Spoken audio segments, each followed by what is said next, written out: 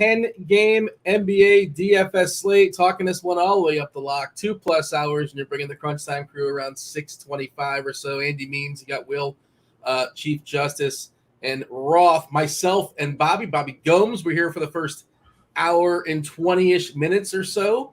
I was just said before, right before we went out live, like it feels like a kind of a weird one, and I don't want to say we're necessarily in a holding pattern, but it's been really quiet as far as injury news.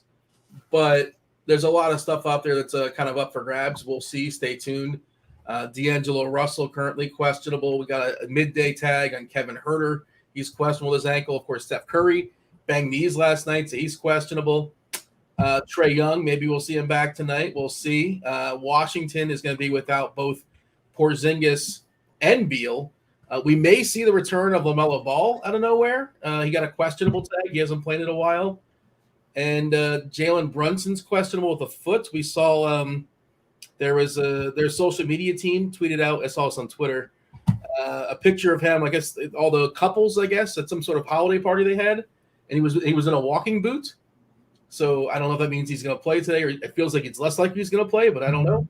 Klay Thompson back half of back-to-back, so he's unlikely to play. I think he's officially been ruled out. A couple other back-to-backs that are just worth noting. Golden State and Sacramento are playing in the back half, and Miami and the Clippers are playing on the front end. Miami has already ruled out Jimmy Butler tonight. I think they're going to rule out a player or two tomorrow. We'll see. And the Clippers have ruled out John Wall tonight. He's going to play tomorrow, I assume. And, again, we don't care about tomorrow, but probably we lose Kawhi tomorrow. And coming off, I guess, his best game of the year. Bobby, just some of the injuries. And, of course, I imagine something else will kind of pop up out of nowhere as well, just because it's 10 games and it's the association. How are you? How are you feeling about the overview as far as today's slate? Doing good. Nice to see you again, Dean, twice in 1 week. Yeah. Make your acquaintance. It's very nice to see you. Likewise. Yeah, so basically we have this Jimmy Butler situation. We have the Porzingis situation. Just news we're waiting on. There isn't a ton outside of – well, there's news backloaded, but nothing's really broke yet. So we'll be monitoring that. And, it is kind of a weird slate, but it's a weird slate for everyone, right, Dean? It is, yeah. We do have a couple what-ifs written up, too, which maybe we'll talk about it when we get there. Like, what if Brunson is out?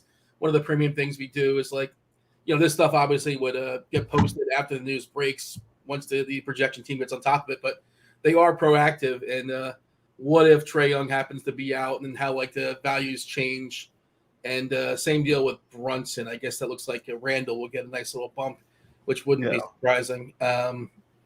It's and some cheap centers. We got some cheap centers. I didn't mention, San Antonio is going to be without Zach Collins. So, like, Charles Bassey could all of a sudden be a thing. I don't know how many minutes he can play, but, like, that dude's a really, really strong fantasy point minute player. And he's got a good DK price. His Fanduel price is not as appealing, but on DK, I think he's still right at 4. Yeah, 4-1 against Portland, which is a perfectly fine matchup as well. On the other side of that game, there's a lot of studs today that I love, and I just don't know how to make it work.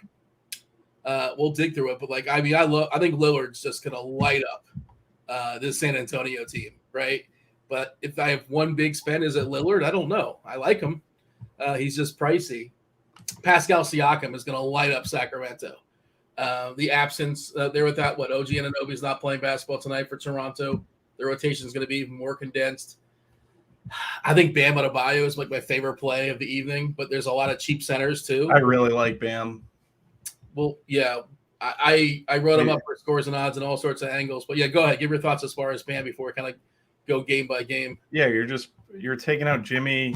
He's done really well situationally when that's the case. And yeah, him, Harrow, they all kind of pop just because of how much usage when you remove Jimmy. Yeah, I'll just throw it out there now as far as, like, I had some data to back it up as well, too. On the OKC side especially, it's not even – yeah, Jimmy's out, and he gets bumps across the board as far as usage, as far as assist rate, as far as rebounding rate, incrementally, but it's still something. OKC, the Thunder, they are the 4th worst rebounding team in the league. They're the absolute worst defensive rebounding team. They're also without, it doesn't seem like a big deal, but like they're terrible inside guys. They're even thinner than they normally are. Kenrich Williams is not playing basketball tonight. And Jeremiah Robinson Earl is also out. Like is Poku gonna try to stop Bam? Like, get out of town. He will. Yeah, he's gonna eat him alive. And also Bam. Well, they also the fourth most points in the paint, and Bam scores almost 71% of his points in the paint. I think Bam just is an absolute smash play tonight. But salary cap and just lineup construction. Lineup HQ is telling me to play Daniel Gafford, and it's telling me to play Charles Bassey, and those guys are centers. Yeah, centers loaded. Like, it is what it is. Projections giving us Gafford, Bassey's popping. Other there, we'll talk about other centers like as we kind of move through this. But yeah, I don't know. I still think Bam is a fine play either way.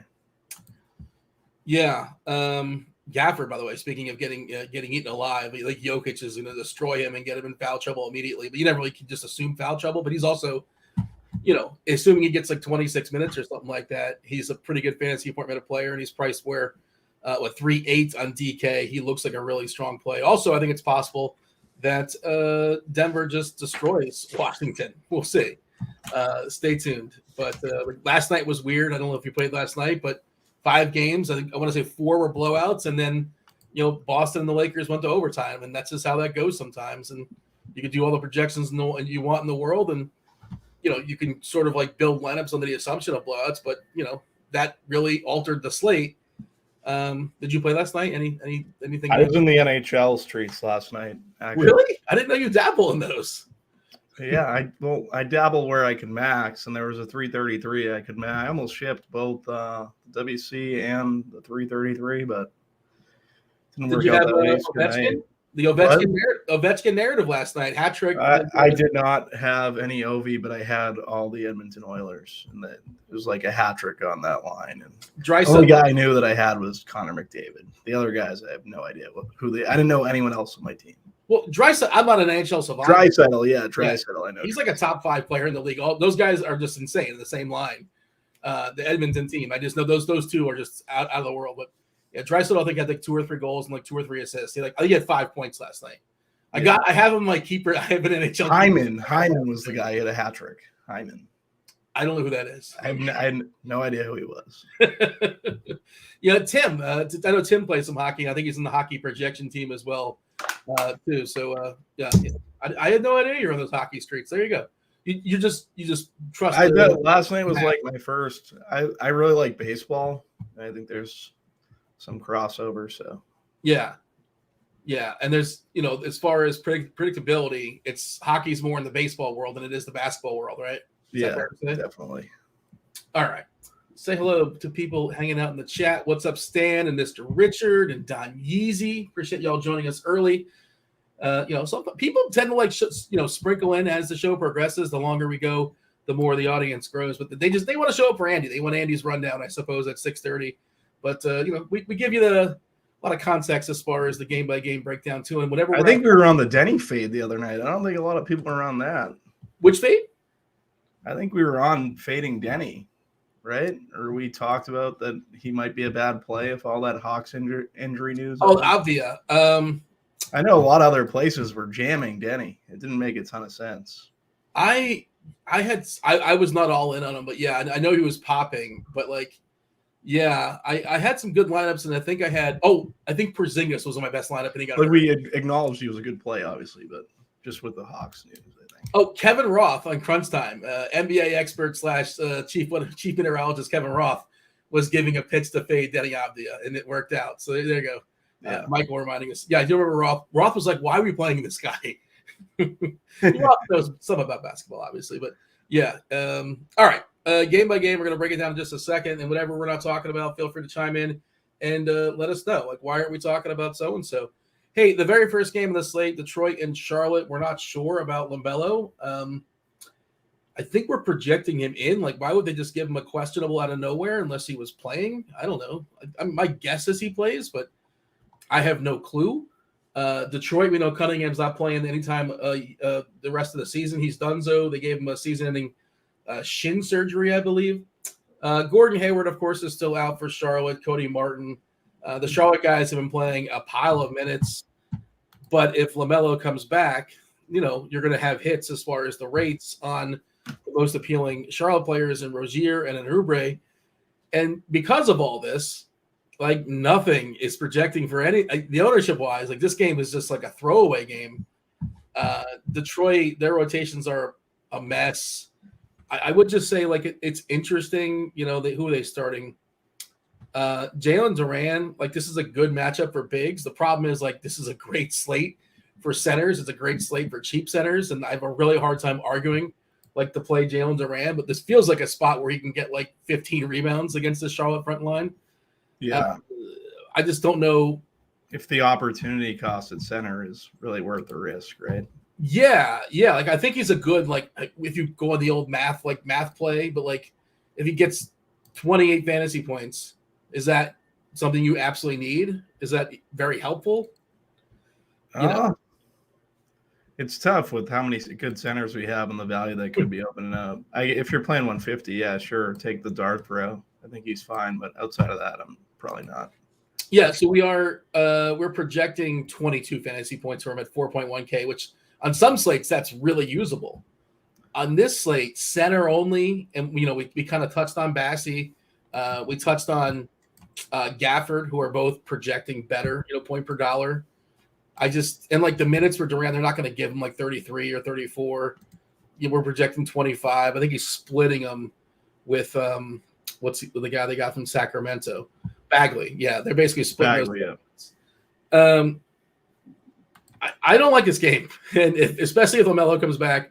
It's a great matchup for Charlotte if LaMelo doesn't go, and if it stays close and we get like 35 minutes out of Oubre and 35 minutes out of Rozier against this Detroit defense.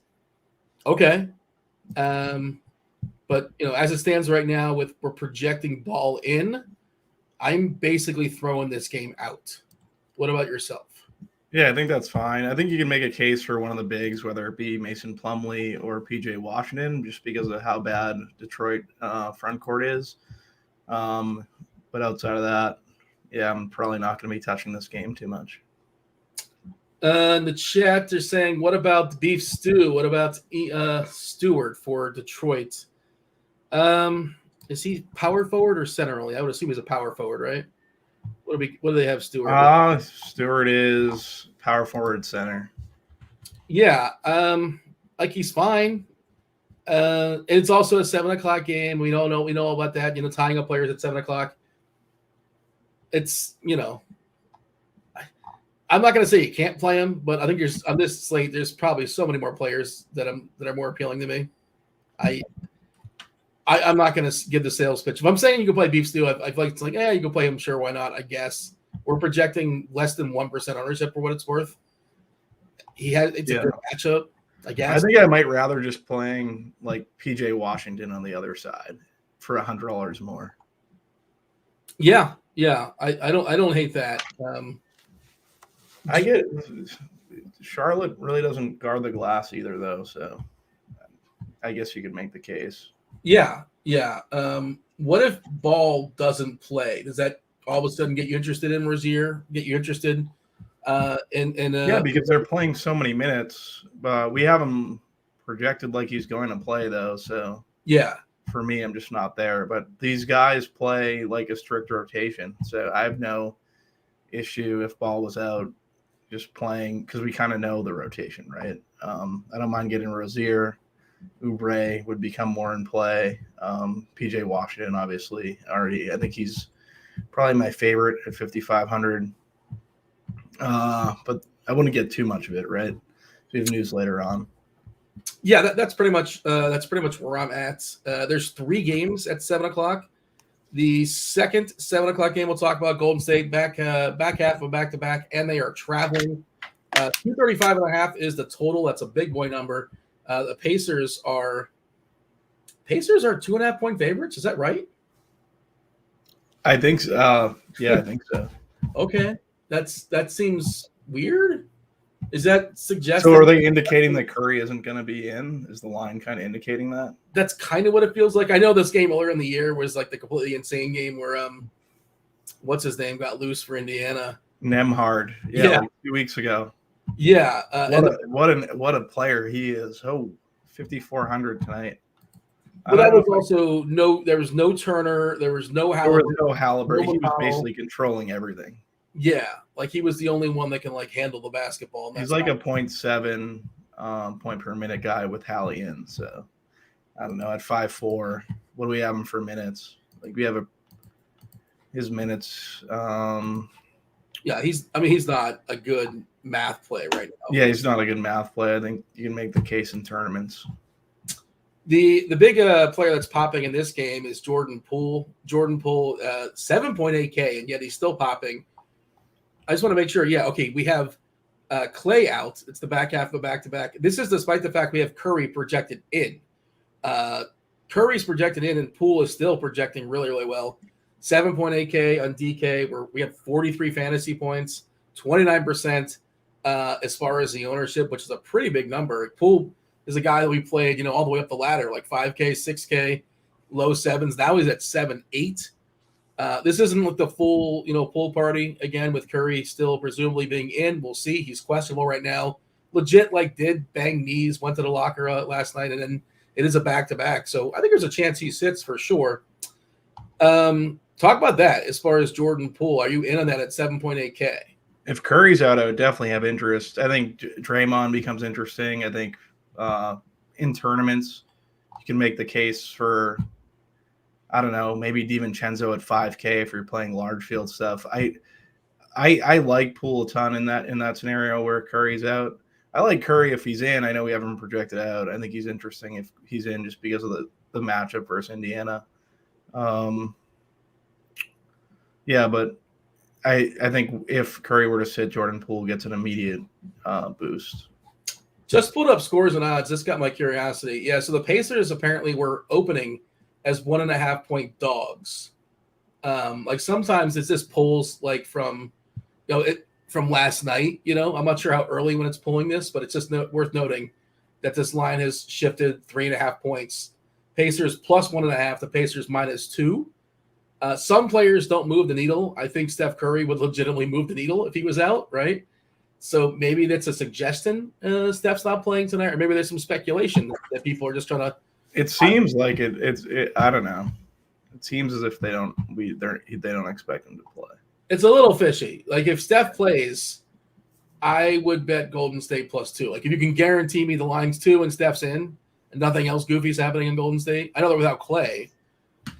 But, I know the Pacers thrashed them 2 weeks ago, but I don't care. Wiggins is also out too, and he's important. He's a good player in their team. So Clay and Wiggins, maybe that's what it is. Just 2 of their 4 key players. Draymond at 6,200 might get lost in translation. I know he's been absolutely brutal, but yeah, I'm just trying to think how much his usage would actually change because he's not. He probably gets an assist bump. I assume he gets assist bumps if Curry doesn't play. But he's not going to take many more shots, I don't There's think. No Clay and no Wiggins, though, too, right? Yeah. We don't have an if-then for that. We're currently. I think DiVincenzo at 5K would make my MME pool, definitely. Does he have to start for you? I would prefer he started, yeah. We're currently projecting Lamb to start. It is interesting these prices have kind of worked their way up. DiVincenzo and Lamb and Kuminga, these guys are in the 3-ish, low 4s before. And now Lamb is 4.4. We're currently projecting him to start for what it's worth, but there's some fragility to that. DiVincenzo's a full 5K, like you said. Kuminga's 5.2. And we play those guys when everybody's out. So stay tuned, I suppose. And Curry, if he plays, certainly you can play him. He's not my favorite big spend. I think he's got a better price on Fanduel than he does on DK. And we kind of talk about this one all the time. He's one of the better DK specific players with that 3-point bonus, but he's over 1K cheaper on Fanduel. He's 9.9 on Fanduel and 11K on DK. So I think that more than makes up the difference as far as the scoring system. And our ownership reflects that because we're looking at 26% ownership on Curry on Fanduel and just 8% on DraftKings. The Indiana side, we saw Jalen Smith go to the bench. I believe he was the direct backup for Miles Turner. So assuming that's his role going forward, he's kind of useless. Miles Turner is certainly interesting. Halliburton interesting. Buddy Hield, same deal as always. Is he going to hit his threes? He's not going to hit his threes. How do you feel about the Indiana side? I really like Halliburton. I think at 9-3, he's in a really good spot. One of the guys that do you have any interest in Aaron Nesmith at 3-9? I have not considered Aaron Nesmith. Why should I consider him? So just for the value. I was seeing him popping on another optimizer. But I was just wondering because I haven't really seen I haven't seen him kind of pop all year. I was wondering what the reasoning might be. I don't love the value right now, but I don't think I'm desperate enough to play Nesmith at 3-9. I don't think. And I don't play 100 lineups, so I should say that as well, too. Nesmith on the season, as far as fantasy points per minute, we're talking about 0.77, pretty pedestrian. And I don't think he's going to get a ton of minutes, somewhere in the mid-20s, right? Yeah. We are projecting 33. Wait, no, 26. I was reading that hard. Yeah, 26. Yeah. Yeah, I mean. I feel like we'll have better value. Yeah, and it's 7 o'clock, too. Like, do I want to lock in pedestrian value at 7 o'clock? I don't think so. No. I'll just take my chances. And worst case scenario, I get somebody that's like incrementally worse at 9 o'clock if everything does not crack my way. But I think opens up. Nembhard, like we have him for 33 minutes. I don't know. I feel like I don't hate him at 5-4. He'd be another play along with DiVincenzo who I'd have interest in on the slate. I think Turner is interesting. We're looking at 10% ownership, set at 7K. Minutes are pretty good. It's just a matter of, again, 7 o'clock, and this slate is loaded with center value, and not just center value, but if I want to go beyond that, I talk about how much I like Bam. You like Bam as well. I think Jokic is a really interesting big spend if like things open up. It's Gafford and Bassey if you want to save salary, and he's just kind of sort of in the middle, and he's fine. I'm curious. I'm pulling up Meansy's core plays. I wonder if he has Turner in the core plays. Let's take a peek. If you guys are premium members, you get access. Andy ranks his 5 favorite players at every position on both Fanduel and DraftKings. Why would he have Turner in the core play? We have so many centers. Well, no, I'm saying, I mean, like in the rankings. I wanted to see if you cracked the top 5. Oh. Or even like the top 3 as far as his tournament centers, and he didn't. And that I think that's kind of also a point that the slate is good with like the center position is pretty loaded. Yeah. So Andy's first, and did he mention Pascal Siakam, another center? I'll give it a little bit away, but yeah, Bassey, Gafford, Pascal, Bam. This is DK. Rudy Gobert, Jokic, Mitch Robb, and then Gorgie Jang. If Gorgie Jang gets off, we'll see. He's an interesting pivot away from Bassey. We'll see how that minute distribution goes down. But both those guys are really good fantasy point minute players. And without Collins and without Pirtle, which, by the way, shouldn't Nurkic just eat these guys alive? We'll see. Like you said, there's a ton of options. I feel like it was like this on Monday night. Yeah. So, it's just so loaded. It's a fun night to run 150 lineups and just have I don't know how many centers you have in your pool right now, or you don't know. That's not something that's figured out just yet. What'd you say? Sorry. I was thinking how many, if you're running a bunch of lineups, it seems like a fun night to diversify your centers. Yeah. How many centers are in your pool, or you don't know that yet. You'll figure that out as the closer we get to lock. Yeah, I would just wait. I'm waiting on news, but I definitely have my eye on guys. Yeah. I mean, it feels like a night where you can have do you generally get when you finally get your lineup settled? I'm just curious, your strategy. Do you go a really tight core and go over on a bunch of guys, or do you like to spread out as far as your general strategy? I just like to see where. Sorry about that. Someone getting spam calls ringing through.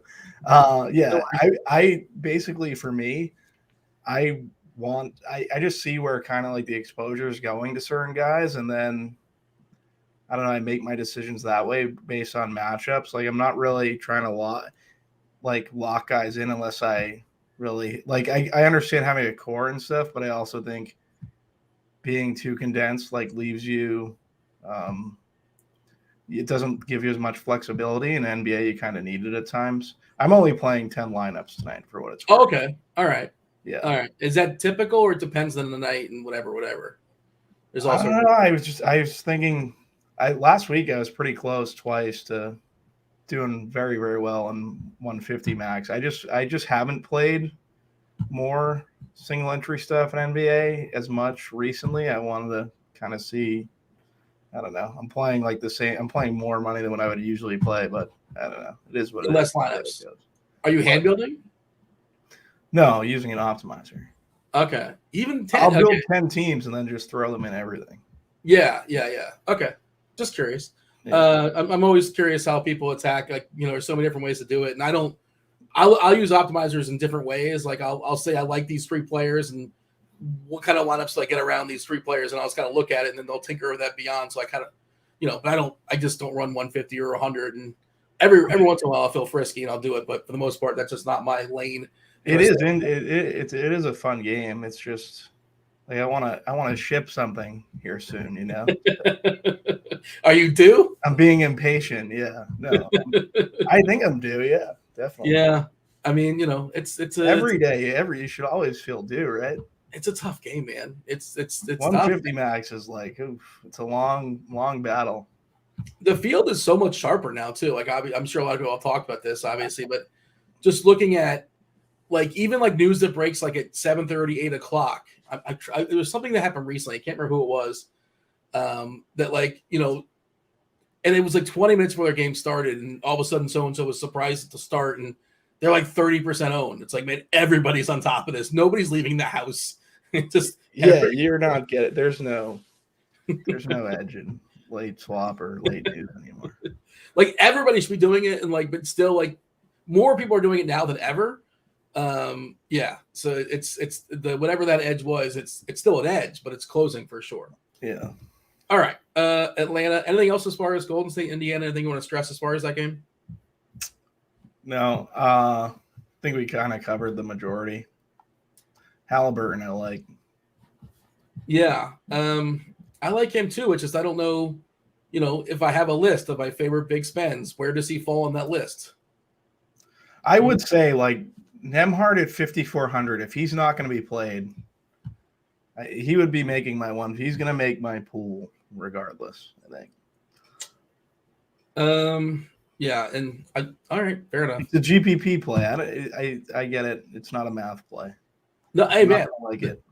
No, I have to get a little bit more GPP brain because I'm a little bit too math. There's a Goldilocks somewhere, like a perfect marriage of like GPP brain and math brain, that kind of thing. Yeah. Would the Neesmith Q tag have anything would it benefit Nembhard at all? Did I miss that Neesmith was questionable? I'm seeing that. I don't think he is. He isn't. I don't believe so. Sorry for the wrong information. No worries. Is that like on DK or on Fanduel? Or where's that at? It's on an Opto. Okay. Yeah, I don't think that's correct. Yeah. Unless I missed something. I'm pretty sure he's good to go. What I'm seeing is that even Duarte is like healthy now. He's in the G League. So Indiana is just going to be a big old. I mean, they're already a mess. They're going to be an even bigger mess. Yeah. Duarte. So Nembhard and Mathurin are already getting his minutes. I don't know. All right. Let's go ahead and knock out the third game. It's at 7 o'clock. It's Atlanta versus Orlando. 224.5 is a total. Atlanta currently is a 2-point favorite. The big deal here, obviously, and we'll get this before lock. If nothing else, crunch time will get it. We may not get it. But Clint Capella is off the injury report. Bogdan Bogdanović should be good to go as well. They're still without Collins and Murray, so two big key cogs in their offense. But Trae Young is questionable with his back. If he's good to go and, there's no issues, it's an awesome, awesome play. Like, I like Trae Young more than I like Halliburton, I think. Pretty sure I do. If he's like, all systems go here against Orlando. We just got the Orlando starting lineup, by the way. It is Fultz, Wagner, Banchero, Mo Wagner, and Bull. As far as the Orlando injuries, nothing new. Just the same old. Suggs, Harris, Okeke, Carter, all out. All right. I guess we can do the F-then dance for Atlanta as well. If Young is in, how much do you like Trae Young? I think Trae Young's a really good play. Priority, obviously, on the Hawks is Bogdanovich, right? Like, I feel like he's the one that's going to be hitting everyone's stuff. He's the math play. I think he's a very good play. But I don't hate Trae Young. Like, if he's ruled in, you're obviously paying up. I do worry about the back, but if they're playing him, he should be. I would guess he's good to go, right? Would you have? I would assume I mean, you assume they bring him back, on the road here in Orlando. It should be fine, and it's a non-issue. Somebody in chat is saying Curry is in. Let's just confirm that's official. Not that I don't trust you, but I believe. Yeah, okay. So Curry officially in on the back-to-back. And if you had any issue about Draymond expected to go as well. I felt like he was probably for. He might have been on the injury report for probable. But, yeah, so Steph is in. I think that's a hit to some degree on Poole, but Poole you can still play. But it is a little bit of a sticker shock. Poole I don't think I would have much interest in Poole now. It's just interesting. I guess you can because Clay and Wiggins are out. But yeah, he's going to be in the starting lineup and he's going to be firing away. Yeah, it's just have we seen him alongside Curry at this price? I don't think we have. But if you believe the math, if you trust the math on this, it's a good math play, despite the fact he's got an historic tag. I feel like he's never been this expensive. I could be wrong. But, yeah, I do think there's, the path is not as clear as it has been. We've had previous games where he's like 6K and Curry's not playing, and I would just lock him in every lineup and whatever. We'll take our chances. As far as Atlanta and, Trae Young, if he's in, what about the other pieces outside of Young? So Clint Capella, I think he's always fine. 1 second. I just wanted to see one thing. Yeah, Trae Young's 10-2. I don't mind. I don't know. It is expensive. Clint Capella, he's fine. Bogdanovich is definitely the guy that I think you want to be getting to. Trent Forrest, AJ Griffin. These guys are, I don't know, they'd be more beneficial if Young was ruled out, but with Murray already out, maybe they have some impact. I don't think I'm getting too much of them. If anything, it'd be Bogey. Yeah, I don't know. Clint Capella. Outside of that, the majority is definitely Bogdanovich and then some Trae Young for me. Everything else is kind of moot. I don't know if you have any interest there. I think Bogdanovich is looking like a pretty solid cash game piece at 5K on DK. The price is not fully adjusted. The minutes, there was a caution on his minutes, and he's broken through them pretty easily. If you look at the last several games, I know there was one that was an overtime game, but in the 30s the last 2 times out, 35 versus Chicago, 33 versus Brooklyn. First 3 games of the year, 22, 22, 24, and then he jumped to 33 and he jumped to 35. We're projecting him just at 30, right? Which I guess could be conservative. I wouldn't be surprised if he plays just 30. And I think, again, one of those, I believe, was an overtime game. But even at 30 points, he projects really well. Good matchup against Orlando, 5K. We're giving him a little bit over a fantasy point per minute, and that's 30 fantasy points at 5K. And that's just a strong math play. It's a 6X play. He's not super, super cheap either. I mean, he's not expensive, but, a 6X player in the mid-tier is certainly useful for cash. As far as the Orlando side, hey, I see somebody in chat was asking about any props. Mike was asking, any player props do we like tonight? I'll tell you one I like, and I'll tell you one that Grant likes as well, too. And Grant's been on fire at scoresandodds.com. Check out scoresandodds.com for all your gambling needs, sports betting needs. Banchero over 31.5 points, rebounds, and assists. He got it at minus 109. Now it's since adjusted. It's minus 115 at DraftKings and an MGM. If you go on Scores and Odds, I'll tell you the best place to get the best odds. Odds matter. Shop around because that is the biggest edge. One of the biggest edges in sports gambling is shopping around for the best odds. Some places will offer you trash odds, get the best odds possible. But I like Banchero tonight. I wish he wasn't playing at 7 o'clock, but I got to get over that hump sometimes. But I think he's a really, really solid play. As far as the rest of the Orlando team, Fultz on Fanduel is pretty good. He's 4.9 on DK. I think that's useful too. I don't know if I'm getting there, but I think it's okay if you get there. If you're running a bunch of lineups, I think he should be in your pool. And we have Franz Wagner at 10%. Bull. Prices come down. Now just 5.5. Yeah, I think Wagner. I don't really love a lot of Orlando. I think Wagner would be my favorite. Then Fultz, then Banchero. Banchero's seeing significant minutes. We had him for 36 minutes. But yeah, I think it would be Franz at the discount 6.6. He'd be the favorite from Orlando. But there's nothing I'm in love with on this on the Orlando side. I like Banchero a good bit. I don't know how much the grand scheme I'm going to get of him, but I'm going to have at least one share. You like the minutes. Minutes equal money. Yeah, and he just, I think he's progressing. I think he's legit good. I mean, obviously that's not groundbreaking. He's number 2 pick in the draft, number 1 pick in the draft. I think he was number 1. I don't follow the draft very well. I don't follow college basketball very well. By that I mean not at all, essentially. But I know, lots of hype there coming out of Duke, and he's lived up to it so far. And you look at the rest of the team, there's really no other alphas in this team, right? It's essentially his team right now. Yeah, I'm in. Atlanta defensively doesn't frighten me in any way. What do we have on the season? Let's pull up his usage numbers and things like that. Out of curiosity, he has a very good matchup. Oh, is this the archetype? The archetype, yeah, the archetype likes Banchero. It also likes your guy Lillard for later on. Oh, come on, yeah, Lillard's. The problem is he's expensive, but Lillard's just going to light up. The Spurs are the worst defensive team in the league, and sometimes you just got to like who's going to stop him on that side, and then the answer is nobody. It really likes Bam. Versus Poku, which you kind of called already. I didn't look at that, but is it number 1 or number 2? You were peeking. No, I mean that's just I know how horrendous Poku is. He's just going to get thrown around, and the absence of JRE matters, and they're already bad with JRE. So we'll talk about that, but then that's the problem. And if you're playing on FanDuel, you can only play one center, but I think it's a double center night. I've not hit optimizers, at least I have not looked at it in a bit, but I bet they're spitting out 2 centers. I'm guessing they are. Capella has a very good matchup, 6,700.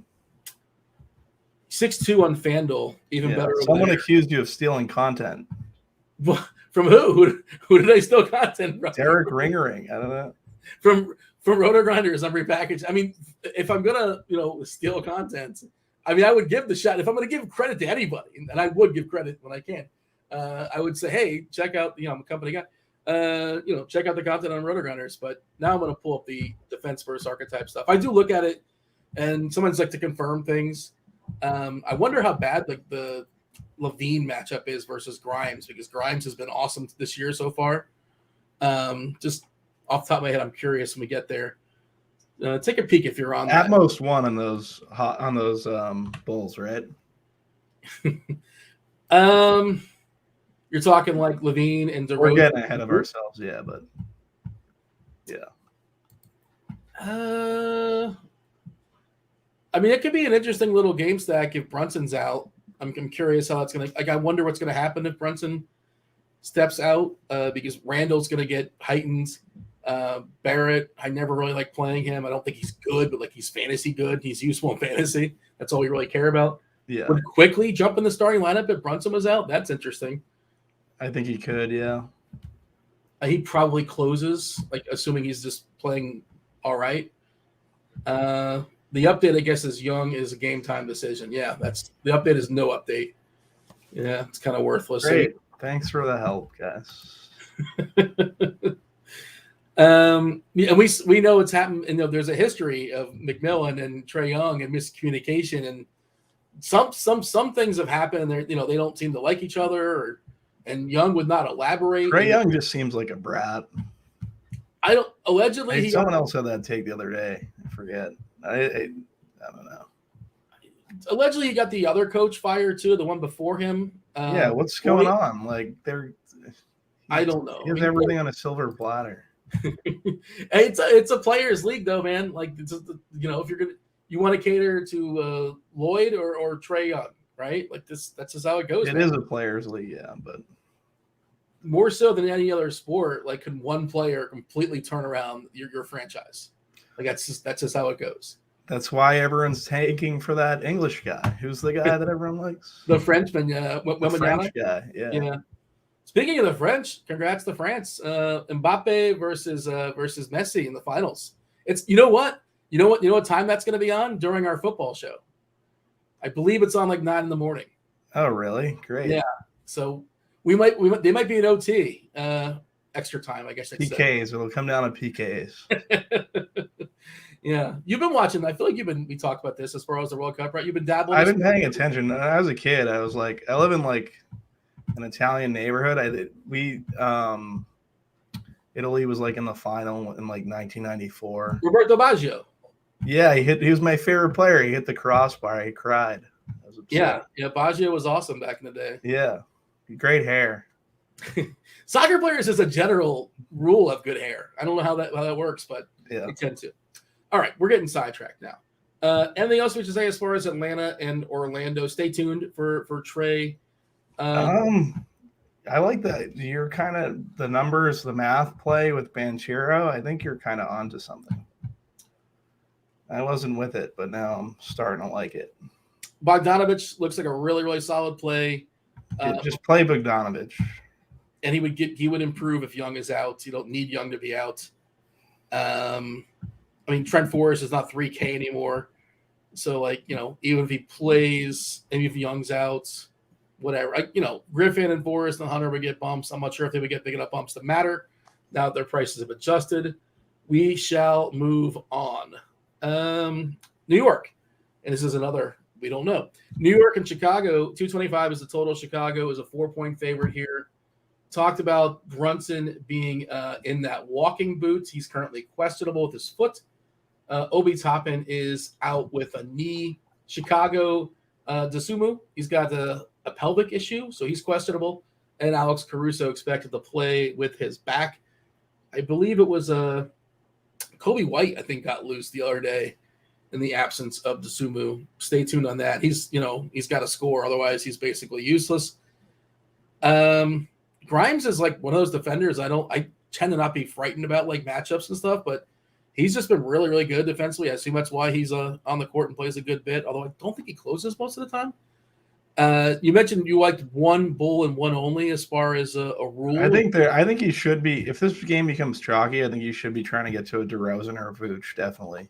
And I would at most one the Bulls. Vooch is just there. No one's going to play Vooch, and no, he's a center. Is there so many centers? Yeah, I like to run back chalk in NBA. I don't think it's done enough. I don't know if I do it on every team, but I definitely will have one bull opposite some of these Knicks. Pretty positive.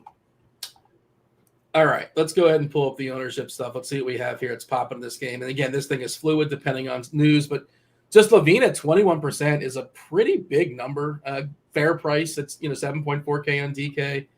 Barrett's getting 12% on DK at 7K. I think that would go up a little bit if Brunson is out. We did touch on that. I think that's one of the if-thens. Yeah, we have Randall getting all the way up to 45 DK points, 43 Fanduel if we have an absence of Brunson. Quickly would get 28 DK, 27 Fanduel. So he would get a little bit of a bump, and Barrett's up to 38, 36. That's a pretty strong bump. 38 DK points for 7K is a pretty reasonable payoff, I think. And, if you're you ever have a walking boot? I've never been in a walking boot. How do those things work? I've been in a walking boot, yeah. Could you, play basketball the next day? It depends. Sometimes they just use it to stabilize. I don't know. I'd be wary about him playing. He's a professional athlete. They have him in a walking boot for a reason. Yeah. What'd you have? Did you have something serious? No, it was like a high ankle sprain. It was, but it wasn't how they have different degrees of it. Yeah. It wasn't that bad. If Brunson is in, I think Brunson's fine. If I land on him, so be it. Like you said, you like this environment to some degree. We're getting 10% on him currently at 6.8K. Is this game going to be reasonably popular? You think it's going to be reasonably popular? I think the Brunson news is important. Like, it's obviously going to benefit Randall. Yeah. We're going to see quickly become more important. I do like Barrett at 7K. Like, they play so many minutes. I don't mind that in tournaments. I think that's fine. 38 minutes, by the way, is our current projection on Barrett. It's just outrageous. Yeah, that's.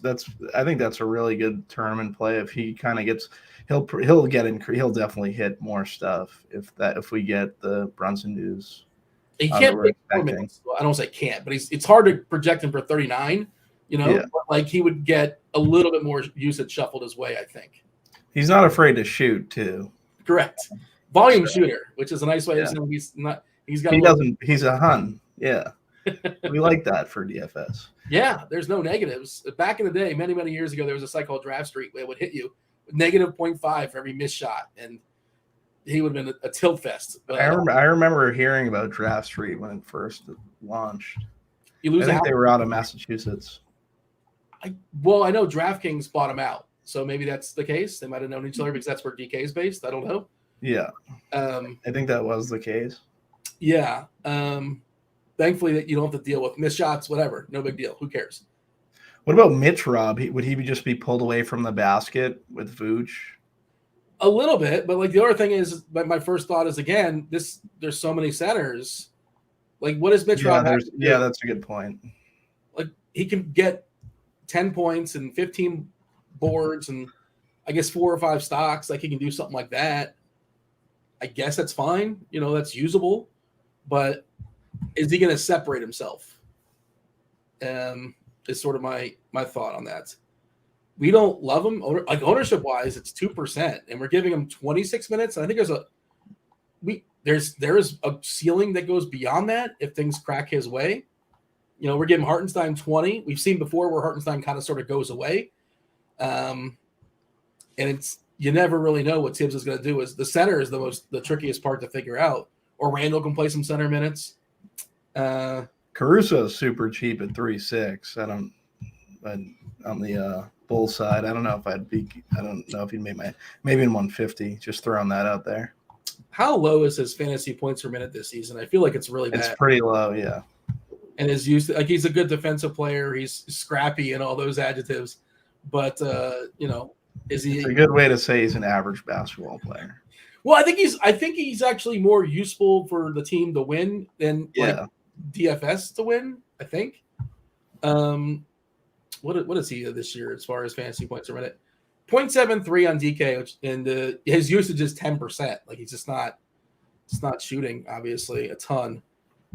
Who would be our favorite? Who would be your favorite on Chicago? Yeah, on Chicago. It's Levine. Although I'm a little bit hesitant with like if he's going to get stuck on. I like Levine too, but if it's Grimes, I would have the same hesitancy. Well, it's like if it's Grimes and Levine is like 25%. Are we gonna? I mean, he should be fine, but are we gonna get like a ceiling game out of Levine? Probably not. And that's why maybe DeRozan's an interesting pivot. But I rarely play DeRozan when Levine and Vuk are in, and all his like 18-foot jump shots. But like he can make a whole bunch tonight. So, there's not one clear guy for me basically, but they're all in the bucket. DeRozan has the great '90s basketball game. Yeah. Well, I do that sometimes where I think like if Andre Drummond was like 22 years old in 1990, he would be like in the Hall of Fame. Yeah, without a doubt. But just he was born too late, man. But he's Ewing essentially. I know it's sacrilege to say, but like that's basically what his game is. I guess Ewing a little bit more of a fadeaway. You know what I'm saying though. Like his game was much more suited for basketball in the early 90s than it is in 2022. Anything else here? Moving on, right? We're moving on. Yep.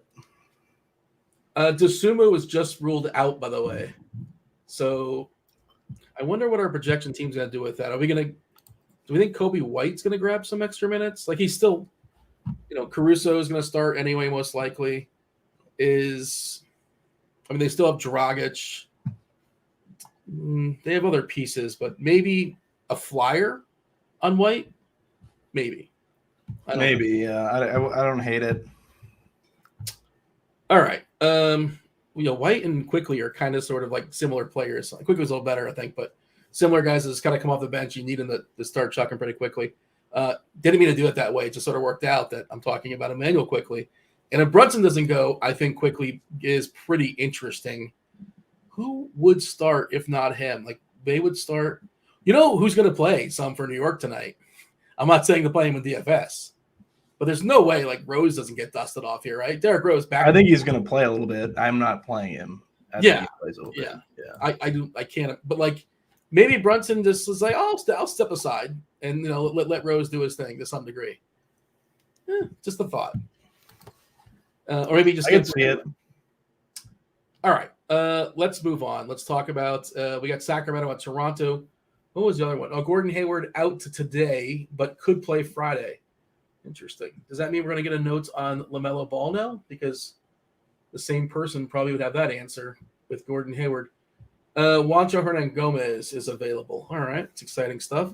That's hey, we're talking about Toronto. Toronto at home versus Sacramento. 232.5 is the total. Sacramento is on the back half of back-to-back, and they are traveling.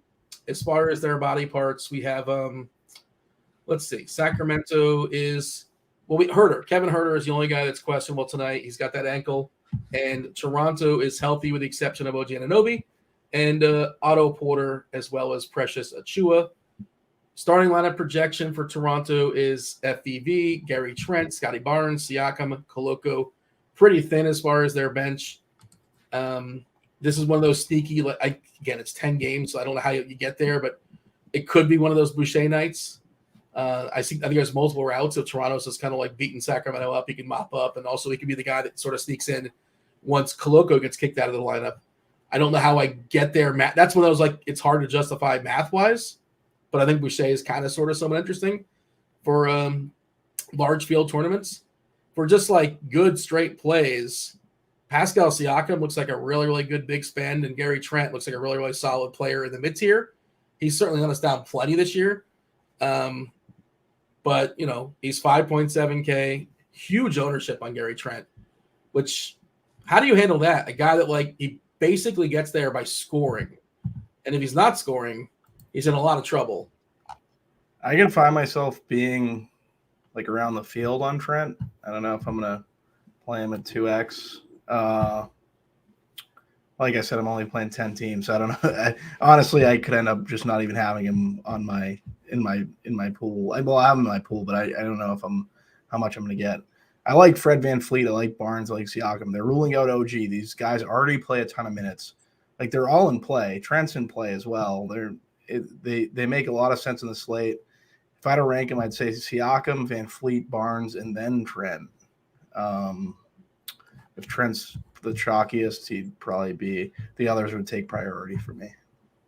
All right, so I did a refresh as far as ownership. This is as of 5:50. So this just happened.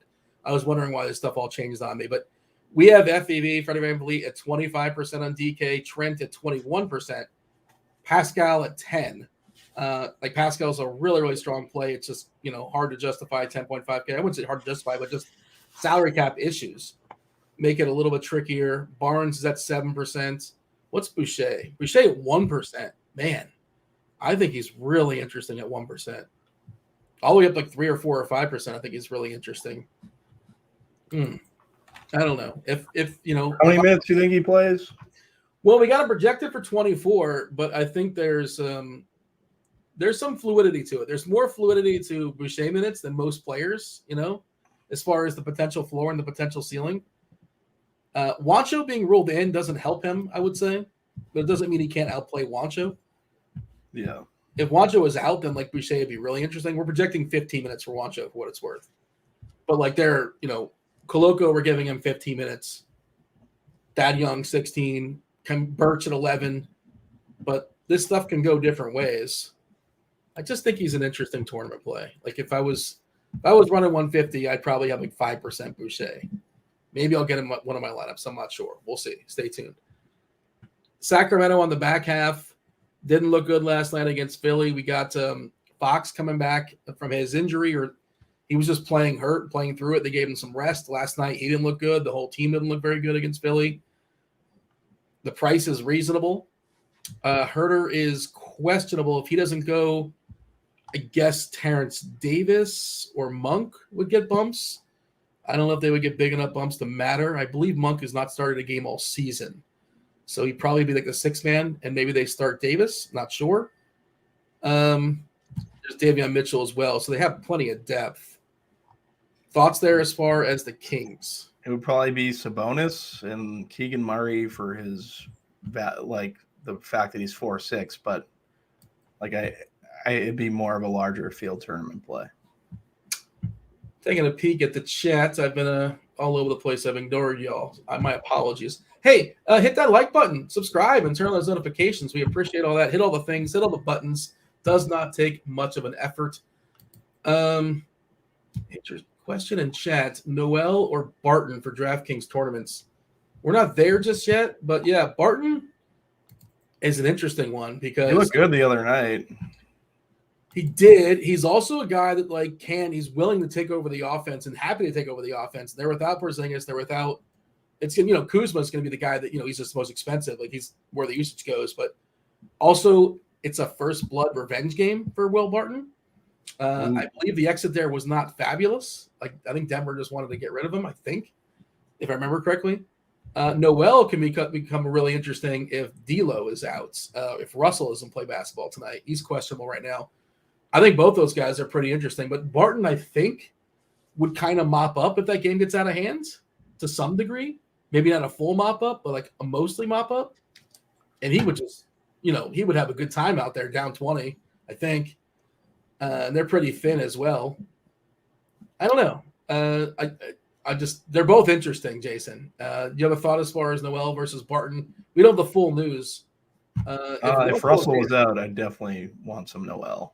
I'd prioritize him to Barton. That's a 10 o'clock game, by the way, Minnesota versus the Clippers, and we may not know that information. Pretty decent chance we don't. Austin Rivers might start there if Russell is out. Austin Rivers revenge against his Doc's no longer coaching for the Clippers, but he used to play for the Clippers. But I wouldn't play Austin Rivers. I would. No, don't play Austin Rivers. Just noting that I'm looking at their roster and I'm like, who would be? We've seen Rivers start several games this year, but maybe that's just they want to keep Noel in the second unit coming off the bench and have some firepower in the second unit and not load it up fully in the first. And they're already thin, obviously, without Cat as well. But yeah, you won't know. What time is the Denver game? That's a late game too. That's 9 o'clock. So maybe you might know about Russell at that point. How much is Barton? 4.8. I think the answer is Barton for now. And maybe Noel, maybe, if Russell steps aside. But both those guys, I think, could be useful to make stuff work tonight. Didn't mean to sidetrack things, but I thought it was worth acknowledging that question there in the chat. Also, Don Yeezy's asking about two separate football shows, Saturday and Sunday. I don't know about video shows on Saturday. There's a 3-game NFL slate, but I do know there will be content for premium members for the 3-game slate. And I do know that all of us are going to be doing expert rankings for Saturday. And if you're wondering where the rankings are for Sunday, they're going to be popping up late Saturday night, early Sunday morning. So there you go. Stay tuned for that. Kings, Raptors, your favorite? I like the Siakam's my favorite Raptor, then Van Fleet, then Barnes, then Trent. Yeah, Stan's asking any interest in Van Fleet. Yeah, plenty. Yeah, perfectly fine. I think Van Fleet's a really good play. I think Van Fleet could possibly break this slate tonight. My only issue with too much Toronto is that, I shouldn't. Are they going to keep it? Yeah. Yeah. I feel like that line is, I don't want to say wrong, but I feel like I know Toronto's not been great of late, but I just feel like this is a spot to get right against Sacramento on the back half of a back-to-back, and Fox almost definitely not 100%. We'll see with Herter. Herter's pretty solid professional basketball player.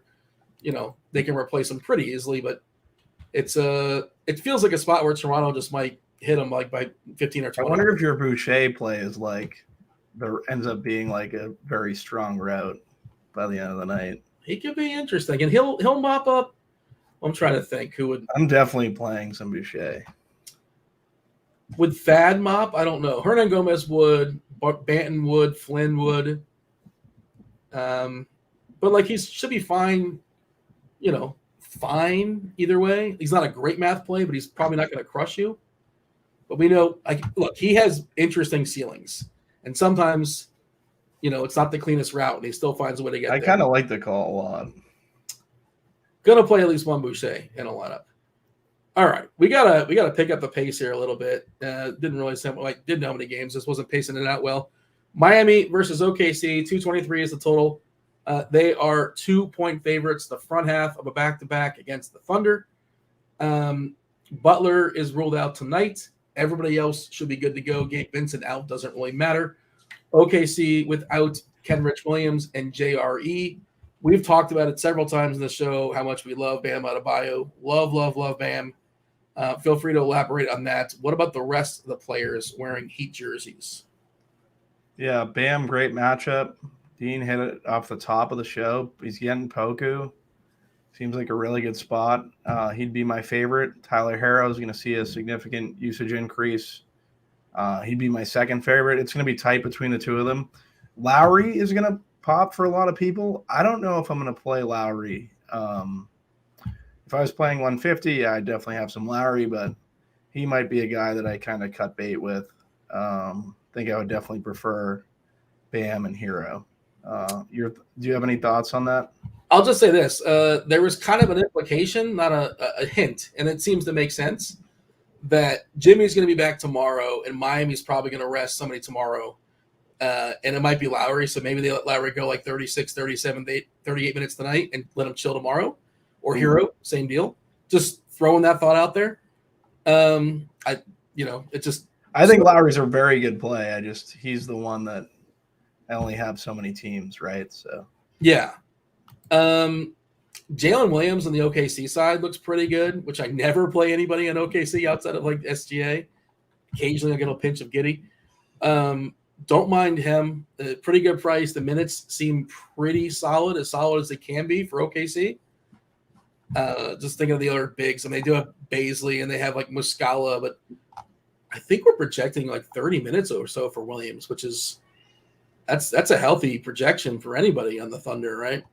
32 minutes, pretty solid fantasy point minute player, makes stuff work. 4.4K. I like him a good bit. Poku, again, if it's Poku versus Bam, Bam's going to eat him alive. They have other options that aren't very good also, like Muscala. Like, come on. Bam's going to destroy. I'm hopeful at least that's the case. As far as SGA, it's just there's so many guys at that price point that I like ahead of him. I'm not discouraging playing of him, but I don't think I'm playing him. Yeah, for me, it'd probably just be Poku and Baisley. Jalen Williams, Isaiah Joe, they're fine values, but I don't think I'm going to be getting to too much of them. I know without James or JRE and Williams, everyone's kind of getting a bump here, but those would be the two that I'd have the most interest in. You like Jalen Williams, though, you said, correct? Yeah, I think it's a pretty good price. I trust the minutes, which is famous last words for OKC, but the fantasy points per minute I thought was a little bit higher, to be honest. It's at 0.78. Baisley's at 0.96, and he's 3K. And I see Michael in chat asking about Baisley. I think Baisley should be in your pool as well. Like, he's going to get some run, I think. He's had some DNP CDs, but I think we're projecting, 15, 20 minutes or so for him? 22. I think Baisley's interesting, too. If you're looking for a stone minimum, like 3K, I don't hate Darius Baisley, which, again, is uncomfortable to say. And this stuff may change as news breaks, but as of right now, I don't think there's not incredible value outside of, like, center stuff. And he is power forward / center. So I don't hate Darius Baisley. There's my rousing endorsement. We got anything else here? Moving on. I think we can move on. All right, Portland and San Antonio, 230.5. That is the total. That is a big number. San Antonio, 8-point dogs without, two bigs, Pirtle and Zach Collins.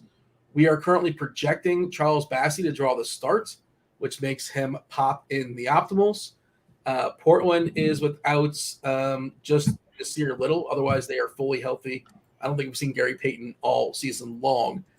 Should be back. I think he's coming back. Did he have a setback? I read something about him. It doesn't matter. He's not playing tonight. But we kind of hinted at this one earlier. So like I'd play Lillard over SGA. I just would. I don't know if I'm getting the Lillard either, but he should light up San Antonio. Horrific defensively. Yeah, your thoughts as far as Portland and the Spurs?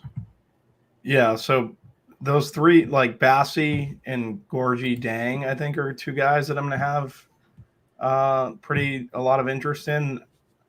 I'd prefer Dang to Bassie. I think projections are going to like Bassie more. I just have had pretty good luck with Gorgie Dang in the past, so just going to take another shot on him. What'd you say? Like 10 years ago on Phoenix. Like 10, yeah. Or Minnesota.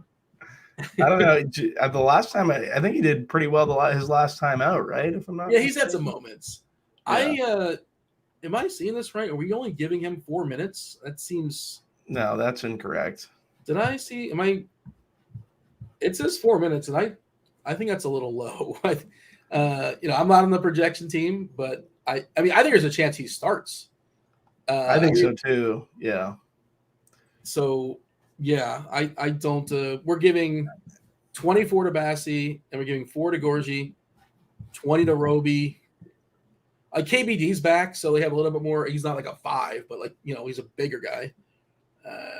McDermott, bigger wing, I suppose. Not somebody that's going to really bang inside, obviously. But keep in mind, we're projecting Bassie to start. That's why he's popping. And again, there's a chance he doesn't start. There's a chance he doesn't start and still plays really, really well. Pulling up the fantasy point per minute stuff right now on the season. And both those guys have been pretty strong.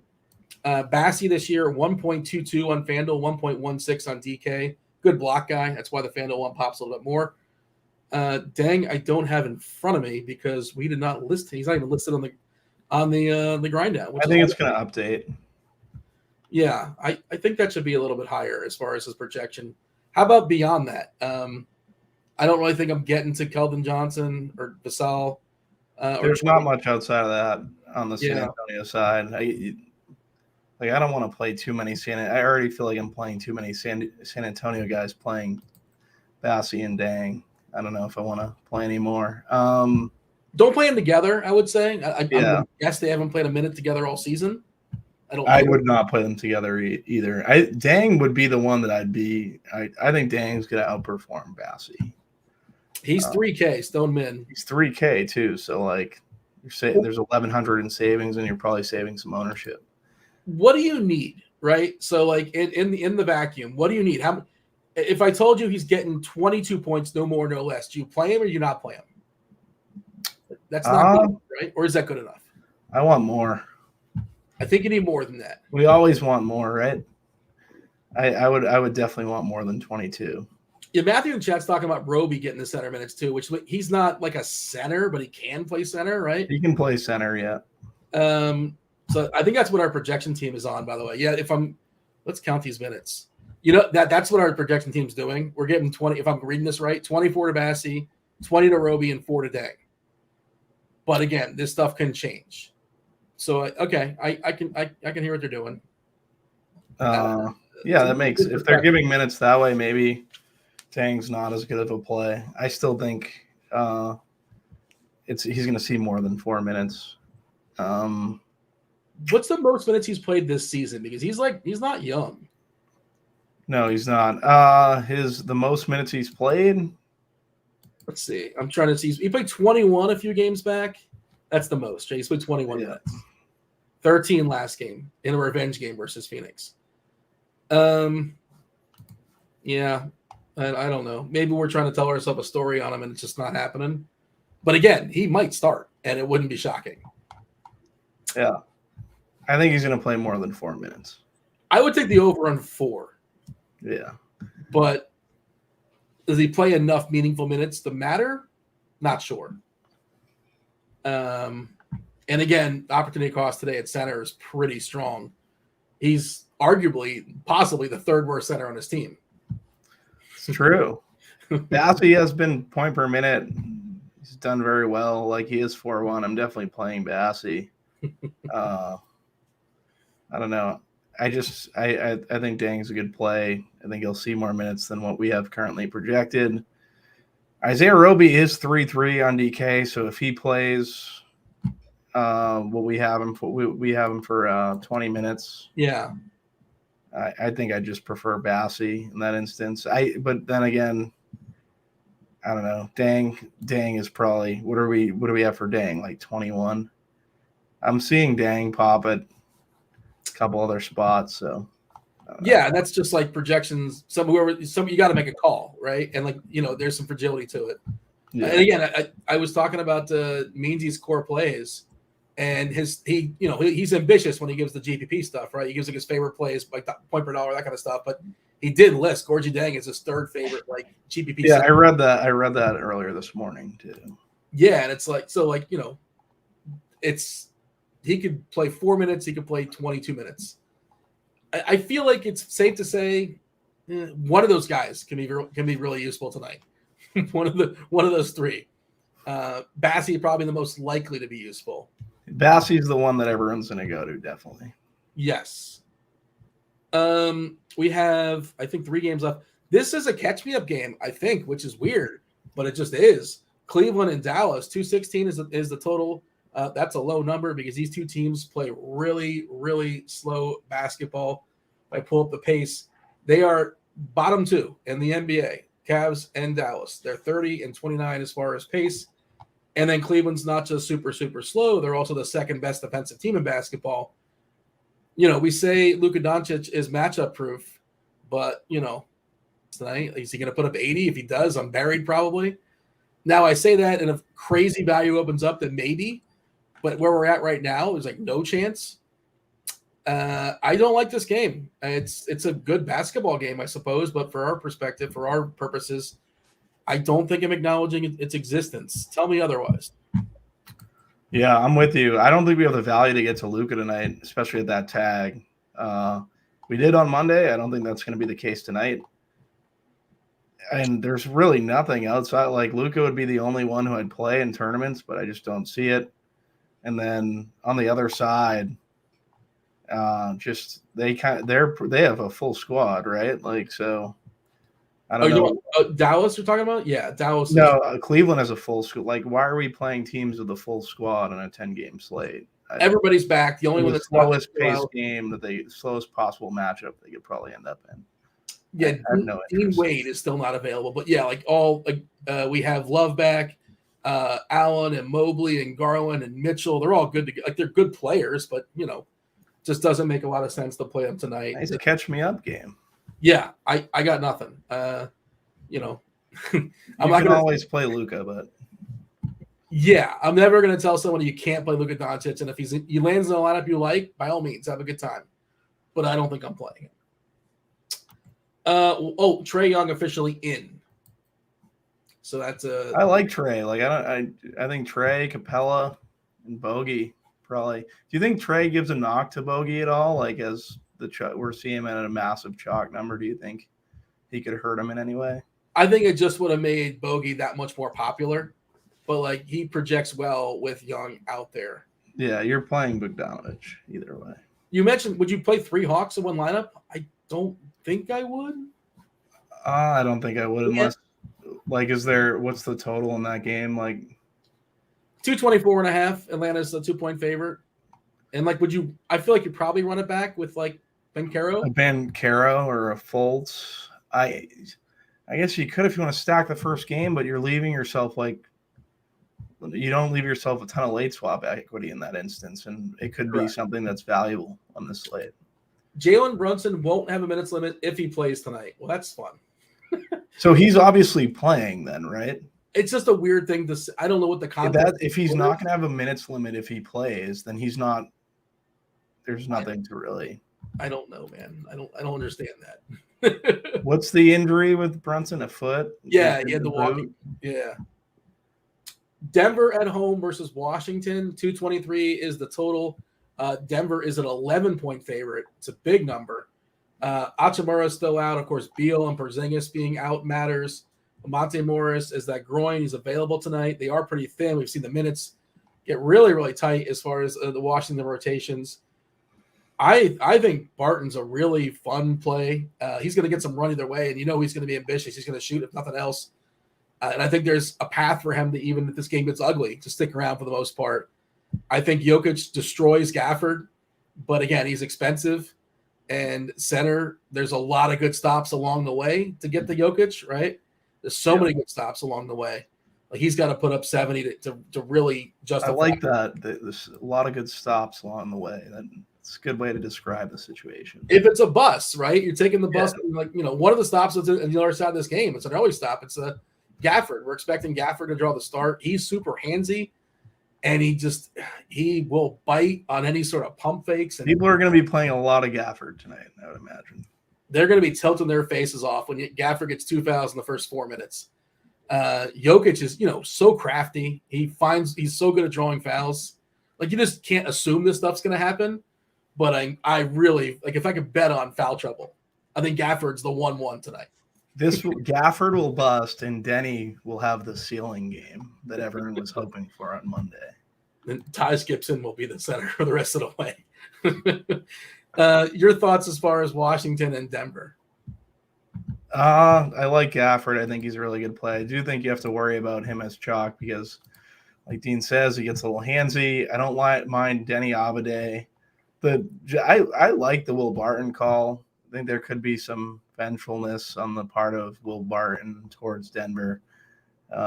Seems like he probably wanted a different situation there. Kuzma 9K, I think that's too much, especially with like the other. Like I'd rather get up to Siakam. If it stays close, but like Kuzma is an awesome play. Like he's a good math play tonight. Am I over? Yeah, maybe I should be playing some more Kuzma. I just think that if you're betting on this game staying close, and if it stays close, it's probably because Kuzma's doing his thing. Yeah, I think for me it would be, and then you would imagine. For me it would be. I think you can definitely play Kuzma. I don't know how much I'll have, but Gafford and Denny and Barton would be the three. And in terms of like getting to Jokic, it's like similar to the situation with Luka, except we have like stops along the way, like you said. Like there's so many centers. He could crush here though, but I don't know. I would prefer not paying 11.8 and just getting to Siakam or Curry or Steph or Lillard. There's just guys that underneath him that I think I'd have more interest to, studs that I would have more interest getting to on this slate. Gafford on the season 1.04 DK points per minute, 1.1 Fanduel. Also, Monty Morris revenge. Thank you for that, Michael. I slept on the revenge there. Double revenge on the Washington side. If you get the Jokic, you're running back with Washington. Yeah, I think theoretically I'd want to do that, right? If you're playing Jokic, you probably run it back with somebody on the Washington side. And by the way, maybe I was a little bit too harsh on Gafford. He's been better this year. Per 36, only 4.3 fouls per 36. Starting that can change really fast with Jokic, though. Yes. Yeah. I'm playing Gafford for what it's worth, but I think that it's good to be cautious. For me, Denver, I think you can play Jamal Murray. It's Jamal Murray or Jokic and nobody else on the Denver side. I don't know if I can get the Jokic, but I'm of course happy to get the Jokic if I can make that work. But again, lots of good centers tonight. I'm going to play some Barton at 4.8 for sure. Morris, I assume he's good to go with his groin. Pretty good math play too, like a fine math play. 5-1 on DK. We're projecting over 27 fantasy points, which is, fine for a projection. Anything else that we should mention here before we talk about the hammer game that is the Clippers and the T-Wolves? Crunch Time crew, we got Will. We have Andy coming in with Kevin Roth in about 5 minutes or so. Nothing for me. We can get on to the next game. All right. Hammer game is Minnesota Clippers. 223 is the total. Clippers are 6-point favorites. It's the front half of a back-to-back for them. They are resting John Wall tonight. I guess he's going to play tomorrow. Kawhi should be good to go. Probably rest tomorrow night. The big deal here is for Minnesota. Of course, Cat's out, but they might be out without Russell as well. When will we get that news? Some point in the slate, I would imagine. If he steps aside, I think Jalen Noel steps in as a really strong play. And somebody asked before, Noel versus Barton. If Russell's out, that's a good question. I like them both. I'm going to guess that Matt probably likes Noel better, especially if he starts. We don't know if he's going to start. Then there's Slow-Mo, who's been pretty good in the absence of Cat. Gobert's been pretty good as well. Again, he's another center. Your assessment as far as Minnesota and the Clippers. Kawhi still pretty cheap coming off his best game of the season. Yeah, Kawhi 6,900 seems like the best play. I think Paul George is very much in play. This is a really good matchup for both. And I think they're priced to the point where, like, I guess you could play them together. I don't hate playing them together. Rudy Gobert on the other side, I feel like he would be someone, unless we got the Russell news, and then some of these guys like Noel, like Ant at 9-2, no one's going to play. Anthony Edwards, I feel like he would become more in play. Make a case for Kyle Anderson. There's other value and stuff that, like, we can get to. Kawhi is definitely my favorite play from the game, and then it would be secondary would be Paul George. Yeah. I see Winky in chat. What's up, Winky? Bones, reminding me about Bones, Bones Highland. I don't think Denver likes Bones as much as, like, Twitter likes Bones. I like Bones too. I don't know if he's somebody I'm going to be, he's fine, but I don't know. Did I just kind of ignore Bones? Was that a mistake? Bones Highlands? I'm walking it back to Denver for some reason. Did I miss it?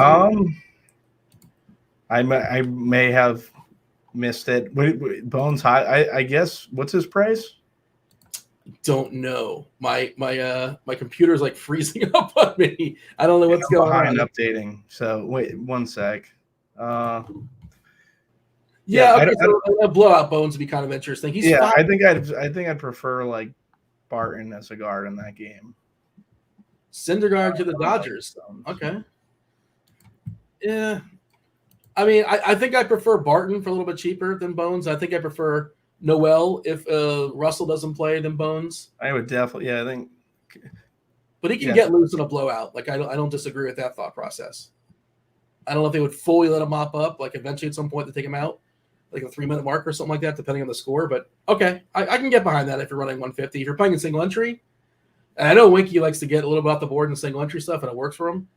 I don't know if this would be the guy. That would be the spot for me.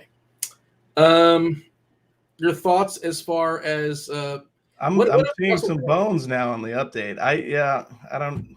What's his price? 5.3. I think I'd still prefer I really like Boucher. I really like I know it's like they're different positions and stuff, but in terms of price in that range, if I was taking a risk on someone, it might be Boucher. Yeah, and then I think that's one way to just, like, then you can sort of build chalk around that lineup and be fine with it if you feel good about the chalk pieces you're throwing in there. I saw a question. Let's see. Shooting guard. It is shooting guard. Yeah. Who is your favorite play on DK for single entry lineups? And you can answer that however you wish. I think right now it's Bam. Kawhi would probably it'd be Bam and Kawhi for me. What's Kawhi 6,900? How old is he going to be? He should be pretty chalky. We have just 13%, which that seems kind of low. I feel like it's kind of like, if that's what it's going to be, I feel pretty good. I'm going to be way over that if that's the case. I feel pretty good about that. I wonder why Bones is popping now. What's the 5? Wiki moves the needle, apparently. Is he shooting guard eligible? Shooting guard is pretty weak, I guess. He's a point guard / shooting guard. He's 5'3", projected for 25 fantasy points. Yeah, he's fine. I shouldn't have overlooked him. That was my bad. He isn't like popping tremendously, but yeah, he's coming up in my 150 now. I'm trying to figure out why. What is Bam's ownership? Because I made it pretty clear. We made it pretty clear how much we like Bam tonight versus OKC. Whatever the front court they're throwing at him, he should absolutely destroy. He takes souls. 20%. Okay. Which I would be 2x the field on Bam. It could be lower than that just because of all the centers, but it might not be. It could be. Yeah. But it just feels like good chalk to me. As far as Bam, we should have the crunch time crew coming in here momentarily. I do see Andy. I guess Will is on. There they are. Will, Andy, Roth. Roth, what's up? Not much, man. How you doing? I'm doing well. I hear children. Is that your child or is that? That is my kid. Oh, well. Yeah. For what it's worth, mine are in the background about to be screaming any second. So it's my kid will not sleep. This is. Oof. Oh, that's fun. Good times. Good times. Are they like dogs where if they hear another child? They're not like dogs. Kirk D's made that mistake. He thought he was getting another dog. Yeah, Kurt was like, yeah, I can have a kid. I can deal with that. I've raised a dog. So He's raised like a dog that had like serious stuff happening, and he had to get it surgery and stuff. And he's like, the kid's way harder. Yeah. I mean, look, how did he not have the foresight to realize? There's books on this, I believe. You can't just put the kid outside for 12 hours. Yeah, exactly. Is that what you do, Roth? Yeah. Throw the dog out for 12 hours? Well, that's what I'm going to start doing if my dog keeps giving me the shit he's giving me. What's That means up, you want a dog? You want one? Just he's really cute. Just throw it out there. Yeah, I'll drive him to Chicago personally. I got my hands full enough, man. I don't need another dog. You sound like my wife. Just checking. Myself and Bobby, we have some lineups to make. So I don't know if we have any time for chit chat. It's lovely to see y'all, but Bobby, unless you got anything else, the boys, I think we should step aside and let Crunch Time do its thing. Good luck, everyone. All right, guys. Y'all got Will, you got Andy, you got Roth. The start of the Fanduel sponsored Crunch Time starts now. Go for it, Roth. Let's do it. Later, guys. Appreciate it. As always, welcome to it, ladies and gentlemen. This is it, the moment you've been waiting for. It is crunch time. It is sponsored by FanDuel, and we are joined by two of the sharpest minds in the industry. One, the big dog, Andy Means in the house. What up, Means? I didn't know who you're going to with that nickname because I didn't know that was my nickname. It is now. Yeah, it is now. I'm good. How are you, Roth? In the YouTube chat, and maybe I read this subconsciously and didn't register it. Someone said, "What up, Chief? What up, big dog?" So I'm not sure who is he referring to there as big dog, but either way, one of you is big dog. I'd have to see the punctuation. Was it a comma, a period, or I don't know. Yeah, there's a lot of exclamation marks. Anyways, Meansy, you're the big dog today. You got to walk us through this cash build. How you feel about it? I feel pretty good. It's been a relatively quiet day. Still some balls to drop, so we'll talk about it. But I'm feeling pretty good about it. Okay, very good. We got Chief as well coming in with the hot flames GPP takes as always. Chief, how are you, big dog? I'm good, man. This should be a fun little slate. It's not 50 million games, so I think that helped us cut down on some of the news. And got a few moving parts. We did find out that Trae Young was going to play before he got on the show, so that was great. And just shout out to our producers, man, that have now started incorporating some of the best content around. It's so good. On demand, might we add? They can't plan for this stuff, and they're just dropping hot fire every show now. It's so amazing. That was a picture of Roth dog out in the 110 degree heat in Texas for 12 straight hours. Leaving him out there. All right, he'll stop acting up. No, the producers are the best. I love how quick they're able to pull that stuff up.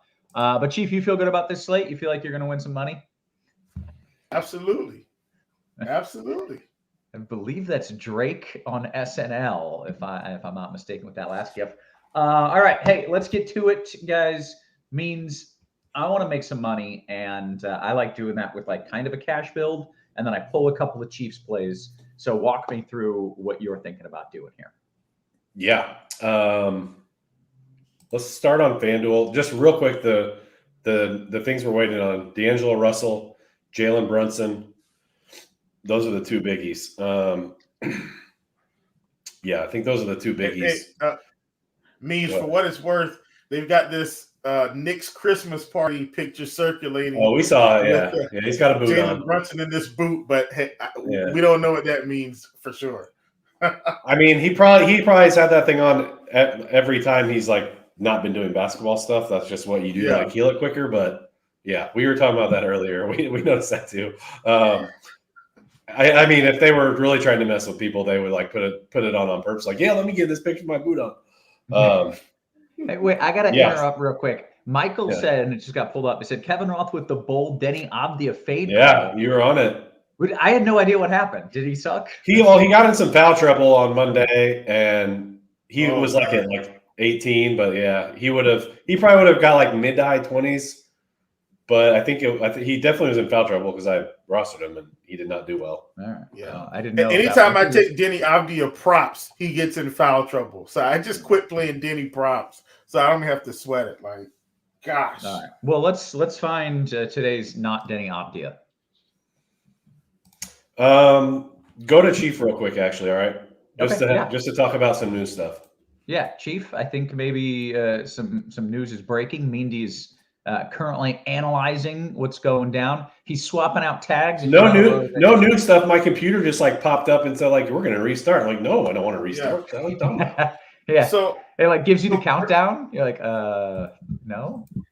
Please no. So we're going to reverse today. I mean, listen. Sometimes it's good to switch it up. What I will say is, I think there's a game that perhaps we're not as high on tonight that I think maybe we should be. And yeah, it could be a blowout. I get it. Like they've got a fair amount of guys sitting. I still like this Washington San Antonio game. Not Washington San Antonio, excuse me, my goodness. Washington Denver game, especially on FanDuel. You've got Denny there, you've got Kuzma, who people will play, and you've got Barton. And so we've got it's weird because we have ownership on the Washington side, but we don't have any ownership on the Denver side.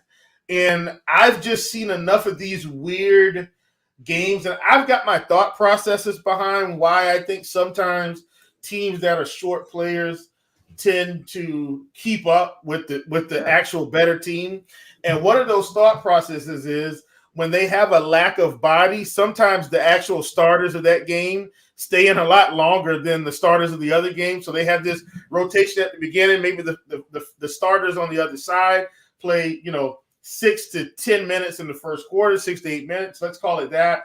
And then they sit, and the bench players come in like Bones and Jeff Green and DeAndre Jordan, all those. And the other starters that are the backups but are playing are still playing, right? And so they're warm, and then maybe a 10-point lead becomes a 4-point lead. And then maybe they start swapping pieces. And so that could be the game. Yeah. And so I've seen enough of these weird games to know that sometimes it just works both ways. So I do still like Jokic at 11-8. I don't think he's going to have a whole lot of ownership tonight, but I like him a ton. And then so that's that game. I think the game that I thought everybody was going to be interested in was actually going to be Sacramento and Toronto. And we've got some ownership on the Toronto side, like Fred VanVleet, Gary Trent, a little bit of Scotty, but then we don't have any ownership on the other side with, Sabonis and Fox. So I think we should be getting pieces of that game as well. And then, of course, in my opinion, with these guys out for Golden State, like, you need to play Curry, which he's going to have ownership. And then you need to play the guys on the Indiana Pacers side as well, because for whatever reason, the Warriors are not playing well on the road. And so we've got all this ownership on Curry, all this ownership on Jordan Poole. There's not enough ownership on Tyrese Halliburton at, around 10%. I don't think we have enough ownership on even a guy like Miles Turner at 7,700, which may feel expensive. But, if they're going to stay in this game, Miles Turner could easily go for 45 here. So those are the spots I'm looking at where we kind of got lopsided ownership tonight. It's on one side of the game. It's not on the other side. And I think that's our opportunities in tournaments. Okay, very good. Interesting stuff. Means back up and running here. He was able to stop the self-destruct system on the computer. So let's walk through. Yep. Yeah, let's walk through a little cash build for the folks. Yeah, I have Poole and Kuzma tagged on FanDuel. Kuzma is much cheaper on FanDuel compared to DK, and same with Poole. I like Poole more on DK than Kuzma comparatively speaking, but those guys are the guys I'd be starting with on FanDuel. Other guards you're going to be looking at on FanDuel, I really like Steph tonight now that he's playing. Like, I don't want to say he's a pivot off of Poole because he's still showing 24% ownership, but I could see Curry getting 60 fantasy points tonight and Poole getting 25. So if you're just adjusting exposures, in terms of like who's chalk and who's not. Like that's a good place to start to just get a little different. Good. So yeah, he's a good spend. Let's see here. Van Vliet and Levine are in the 7K range. I like both of those guys. Cheaper stuff.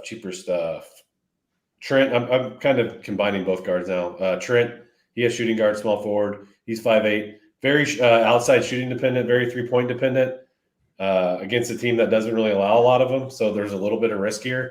But he played 43 minutes on Sunday. So that was the first game without OG. He played 43. I think Scotty Barnes like 41, Van Vliet 42. Siakam was 37, and he didn't play the last 7 minutes of the second quarter because he was in foul trouble. Then Nurse just played him the whole second half to kind of make up for it a little bit. So those guys are on an island game, have had 2 days off tomorrow. So I would be expecting a ton of Raptors minutes in general. So that's where you get a little bit of the safety for Trent and what otherwise would be, something I'm a little worried about. And he was projecting for heavy chalk earlier. It looks like it's come down a little bit. So he's fine. Let's see here.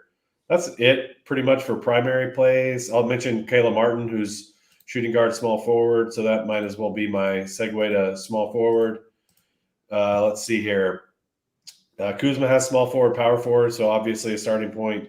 I already mentioned Levine. Kawhi 7K. Hero at 7.7. Yeah, that's about it because a lot of the guys I mentioned have shooting guard eligibility. So yeah, like 3 or 4 of them do. So not much to mention otherwise than what I've already said. Kyle Anderson's already projecting decently. His projection will go up a little bit if D'Angelo Russell's rolled out. Let's go to power forward. We got Kuz there. We have Draymond Green. I actually like a decent amount. It's not like his expectation doesn't really move up a ton regardless of who's playing. Like it's not like, oh, Clay's out and Wiggins is out. Dre's going to shoot a bunch tonight. Like he's just going to do what he always does. Like he's not going to shoot a bunch. No matter what. Yes. He's going to get stocks. He's going to get rebounds and he's going to get assists. And he's only 6K.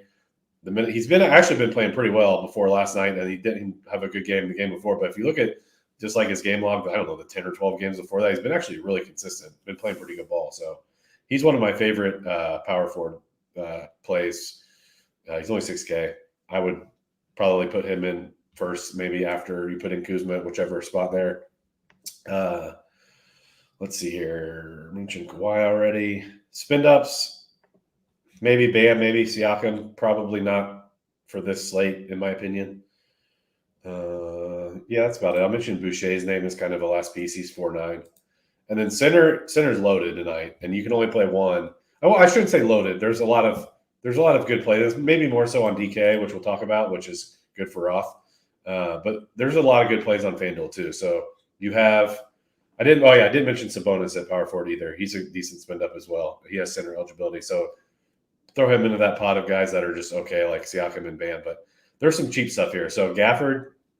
So there's been one game this year where Beal and Zinger did not play. Kuzma played like 41 minutes and crushed. Gafford did not start that game. I forget who it was against. I think it was matchup related.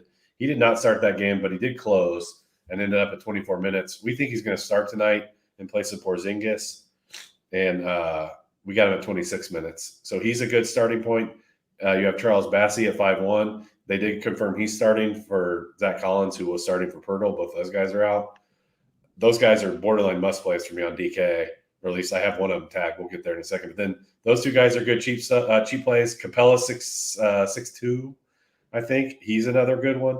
You have Draymond there with center eligibility. So I most likely want to be going one of Gafford, Bassey, Capella, and then you can if you need to put one of those power forward guys in there, but one of those three is who's popping up in all my builds. So that's all I got there. Okay, very good. Chief, anything you want to add over on maybe FanDuel specific when you talk about a tournament build, maybe some names? I think 2 names in the same game yet again, because I think I did kind of cover most of my ideology tonight, just going on the other side. But Trae Young being in late, I think his ownership's going to be a lot lower than it should be. So we got Trae and Banchero in the same game. And I like both of those guys, especially Paolo tonight. Like with Atlanta being slightly watered down and on the road, I'm expecting Orlando to keep pace here. So those two guys I like a ton. Okay, very good. If there's nothing else, then I think we should kick it on over to a little DK. Before we do it, one note means, did you know FanDuel Sportsbook is the spot to be in if you're in a legal sports betting state? Take advantage of their fantastic bonus offer this week only. Bet $5, get $125 back in free bets. Terms and conditions apply, so make sure you're doing that. And hit the thumbs up for our wonderful sponsor, FanDuel. They are the reason you're getting this show for free. And all that we and they ask is that you hit a little thumbs up there on YouTube. Means let's talk some DK. Yeah, in my little segue here, I want to mention our what-if projections for premium subscribers. I'm going to give a little peek just because on some of the situations I mentioned, like for that late game, if D'Angelo Russell's out, we have Jalen Noel as a 9.8 RG value on DK. That's would be the best play on the slate. So if D'Angelo's out, I believe his nickname is Dar or D'Lo is what I've been reading. Thank you, in D'Lo. the literature. Yeah. Yes, one of those two. So he'd be a great play. And if Jalen Brunson's out, Randall would see a pretty big bump up as far as good players to spend your salary on, in the stud range. So wanted to mention that because that is actually really important. And that Timberwolves game is an hour after all 9 other games have started. So at this rate, it's looking like we might get that maybe at 8:30 Eastern, more likely after the Washington game starts and the Cleveland game starts. So I don't know what's going to happen there, but I know I would want to play Noel if he is if D'Angelo's out. So I wanted to mention that. Okay. Let's talk DK. Okay. Yep. Roth, you're going to put Bassey in at center, and you're going to put Gafford in at util. I have done 2 things. Hang on, let's see. I have done 2 things, and those are the only 2 things I've done so far. So we're on the same page. You stole my thunder already. All right. Yeah. And then you have another guy I've tagged as Bogey, Bogdan Bogdanovic, Hawks Bogdanovic, however you want to say it. You did call out Bassey that one night at the start of the year, Roth. I remember that. I did. Yeah. You were all over that. You were a slate ahead of everybody else, including me. Bogey's shooting guard, small forward, so kind of depends on what you're looking at elsewhere at guard or forward to see where you want to slot him in. So let's talk some guards. Spin ups, Van Vliet, 7'5". Levine, 7'4". Gary Trent, 5'7". Those are probably primaries for me. Even more expensive than that would be Halliburton at 9'3". He would be the guy I'd want if spinning up, pretty much at any position. I think I like him and maybe Siakam, the really, really high end for spins. That's probably it for primary stuff. Desumu did get ruled out, so Caruso maybe, but I don't think you need on this slate with the cheap centers we got. Let's look at just small forward. Kawhi at 6'9", really solid play. I wouldn't be surprised if he plays his most minutes of the season tonight because he's almost certainly going to not play tomorrow. So try to get out of him what you can. He looked the guys mentioned on the show before, but he probably looked as good as he's looked all season in that game a couple of days ago. So like the price tag at 6'9". Let's see here. I think you're probably the more I talk about it, you're probably putting Bogey in at small forward because I don't really like a ton at small forward besides Kawhi. So everything else I mentioned would probably just be filler, so not worth it. Let's go to power forward. Kawhi has that eligibility. And then probably spending up here, if he's probably the cheapest I'd go. The cheap stuff at power forward is just way too thin for me to really even consider. So starting with Kawhi and then working our way up. Kawhi, Paolo, Kuzma at 9K, Siakam at 10.5.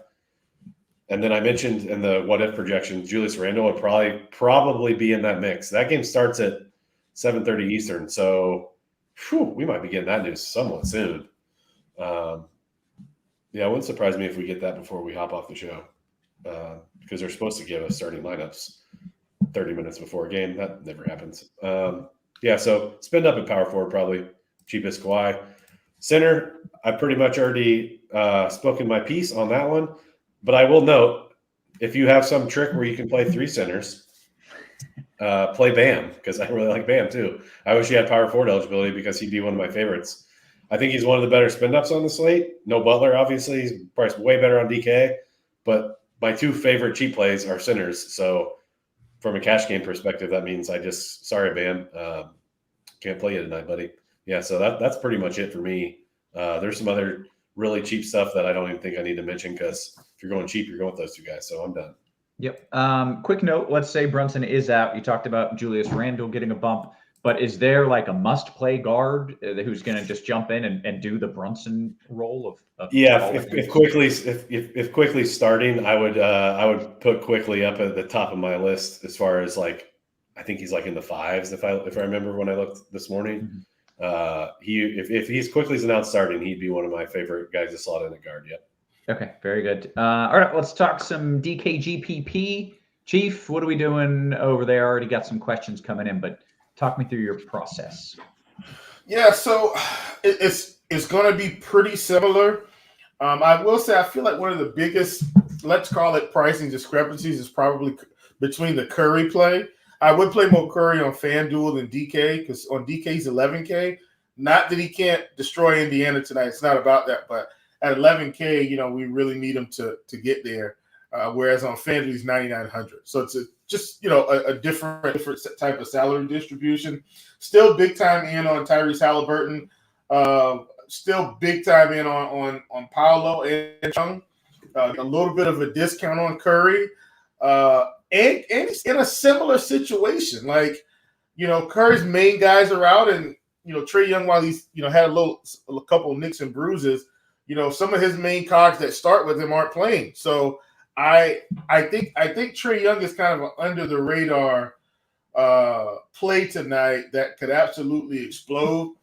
So I really he's one of my favorite spend up tournament plays. And then De'Aaron Fox is a guy where I'm in that realm where I'm just going to start playing him. His minutes are going to increase back up, and at 8,200, this is a guy we saw dropping 50 plus earlier this season, and so I'm going to hinge on the fact that the upside is there. Not saying it's going to be tonight, but I'm saying if you're running 150 lineups, like you need to, let's say, get 15% of them in your pool. If he goes for a big night, you're going to be well ahead of the field. And then I'm with Means. I do think we go lock button on Bad and Bassie and Daniel Gafford. They're just too cheap for the role they're going to have, and I need some water, so I'm going to mute myself. Okay, that's fair. It sounded like you were struggling there a bit, man. Ooh. You got like a cough sneeze combo, and then you said nothing left. He probably farted too. He probably did. It was Trifecta. Yeah. All right. Let's see. We've got about 10 minutes left, which is a ton of time. 11 minutes here for QQs. We'll let Chief see if he can. Yeah, we're getting into the questions. What's the teacher's name from South Park? I can't think of his name right now. I haven't watched it so many years. I forget. I'm embarrassed. I can't think of it. That's a shame. Have you watched White Lotus yet? Have you started watching White Lotus yet? What are you doing? I don't have HBO. I'm not rich, man. I don't mess around with that. Do I have to give you my HBO Max login? Yes, you do. Yeah. They got Mr. free trials. Make up an email. Come on, Roth. That's true. All right. Let's get to some QQs here. We got a bunch of them coming in. We got plenty of time for tangents as needed. Okay, let's go to Carolina guy. Would you play Curry and Poole together in a FanDuel single entry? Chief, this is for you. So swig that water. Would you play Curry and Poole together, FanDuel single entry? So my fiance had to bring me this water. I usually have my water on my desk already ready to go for the show, and I forgot that this time. So I'm going to need you to read the question because I had to let her know I needed this. That's fair. Yeah. And then you had to thank her, hopefully. Right. I had to thank her. There you go. FanDuel single entry, Curry and Poole together. I actually don't really like it, but I understand it. I'm still going to go with no. Okay, all right. FanDuel Cash means are 4 Warriors too many Warriors? Draymond, Steph, Poole. I'm blanking on who the third would be. While I'm killing time looking up the Golden State roster, did TJ eat it last night on GrindersLive? Did he complete Holy the ball on the shit. chair? It was so good. It was so Okay. good. He did Just the making sure. he stood up to get something and then his rolly chair rolled back and he went to sit back down and the chair was not there. It was amazing. Just making sure. It was excellent. Maybe DiVincenzo. I'd say 3. Okay, all right. FanDuel Cash means Van Vliet and Gafford. Well, this is or Levine and Bassey. What was that for? It was FanDuel Cash, Van Vliet and Gafford or Levine Bassey. Hold on, I'm looking at this. I just want to. Yeah, you have to ask a third time. Sorry, I was looking at Golden State something from the last question. Sorry. You're good. FanDuel Cash, Van Vliet Gafford or Levine Bassey. Oh, yeah, that's tough. I would pick who you like more between those guards, just because I'm pretty indifferent on the centers on FanDuel. If it's me, I would probably play Van Vliet just because it's hard to suck really bad if you're going to play 41 minutes. So that would be the tiebreaker for me. As literally nothing else. I think they're both good plays. Yeah. Okay, that's fair. Okay. DKGPP Chief, is DiVincenzo a good pivot off Bogey at the same price with DiVincenzo starting? I don't hate that. He should have, I think slightly lower ownership for sure. I think that's a good pivot. Okay, very good. Is Kuminga an okay play in FanDuel's single entry? Yep, I think it's spot on. I think he's okay. Okay, all right. His question was actually a good play, but you think he's an okay play. No, that's fair. Let's see. FanDuel single entry Chief. I got 5,800 left at the small forward spot. You want Trent or Bay? Trent. Bay could play 20 minutes tonight. He could play 8 minutes. Give me Trent. Okay. DK Cash means is Poole in play? He just seems so expensive. Yeah, he's in play. He's in that Van Vliet Levine range. It's hard. I was looking a lot at this morning because there's been no games this year where Clay and Wiggins were out and Poole and Steph were in. So it's hard to set the rates for what he's going to do. Court IQ helps, but then you look at Court IQ and he has this huge sample, but there's so much of the samples when he played those games without Steph, Clay, and Wiggins. So it's really hard. Long story short, he is fine. I would probably play a Van Vliet or Levine over him, but yeah, he's fine. Okay. All right. Very good. DK Cash means Hero or Van Vliet straight up. I think that's Van Vliet, right? Because he's going to get 40 minutes. Hero's been good though too, man. Oh, okay. Yeah. Probably Van Vliet's been very up and down. I don't know. I would actually maybe play Hero on that one. He's been more consistent, to be honest. Okay, very good. Aside FanDuel Cash, 2v2 means Van Vliet, Siakam, or I believe that's probably Chef Curry emojis, and Randall. Man, 2 Toronto Raptors on one side. That's tough because I like them minutes. Yeah, we like the minutes. Well, let's see here. You got to make that decision in the next 6 minutes because I was going to say because the Golden State game locks in 6 minutes. I was going to say wait for the Brunson news. Yeah, those are both good. I would probably play. I still don't know. I'd probably play the Toronto one. That's tough. That's a good 2v2. All right. Arlo says DK Cash means what are your thoughts on plugging in Monte Morris in the guard spot and then moving to Noel if he starts? Oh, like it. Because Morris is already projecting decently. And Noel, literally will be at the top of lineup HQ RG value column if Russell's out would be my guess. So, yeah, I like that. Okay, very good. Good note. I'm just going to repeat that in case people are hearing that you like it. Plugging in Monte Morris's DK Cash at the guard spot, moving to Noel if he starts, means he gives it the double thumbs up. FanDuel Cash, Dante DiVincenzo's popping. Can I play him? Yeah, you can play him. He or Kuminga would be the fourth warrior that we were asked about earlier. I'm pretty indifferent on him, but he's viable. Okay. Let's see here. Rank him DK Cash means Hero, Poole, Levine. Oh, come on. Let's go raw points. I would go, man, sorry, Jordan. I would go Hero, Levine, Poole. Okay, very good. The Canadian Kid says Cash, Halliburton and Trey, or Curry and Van Vliet. Do you know what site that is? He didn't say, no. Say the names again. I could probably guess just based on Curry's price tag. Sure. Halliburton and Trey Young, or Curry and Van Vliet. It's probably DK. I would do the non-Curry one. Okay, very good. Any interest on some bench guys on Golden State means specifically Lamb and Kuminga.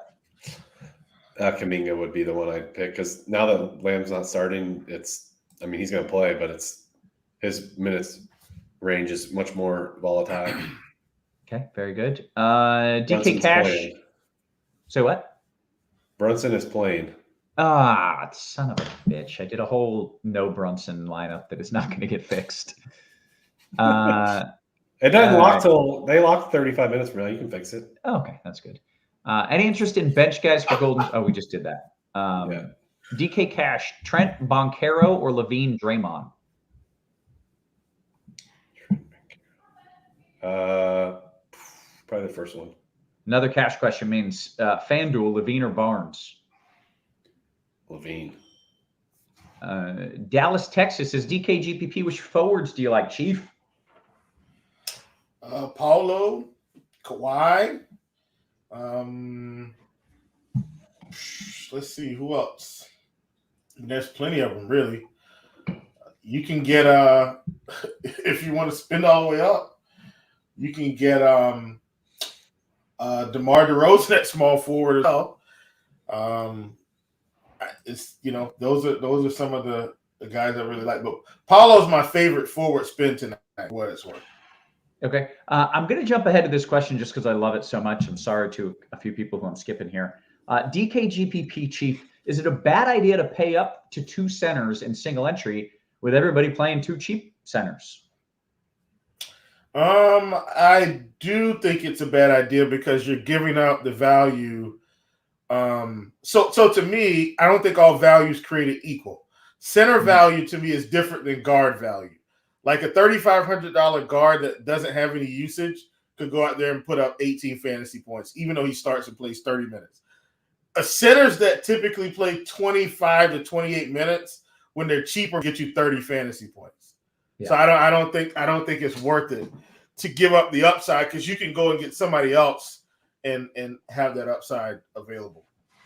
Okay. All right. That's fair. FanDuel GPP, last man in. Kyle Anderson, Bogdanovich, or Hield?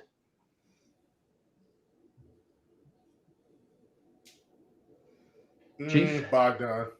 Okay, very good. FanDuel Cash question means 3v3. We're less than a minute until lock. Gafford, Levine, Kawhi, or Hero, Bam, Capella? I would do the first one. Both are good, though. Very good. DK Cash means Halliburton or Kuz last piece? Halliburton. Very good. FanDuel GPP, Chief, PJ Washington or Draymond? Draymond. DK Cash means 3v3. Hero, Kuz, Levine, Van Fleet, Siakam, Lowry. First one. Oh, Kevin Roth is out tonight. Wow.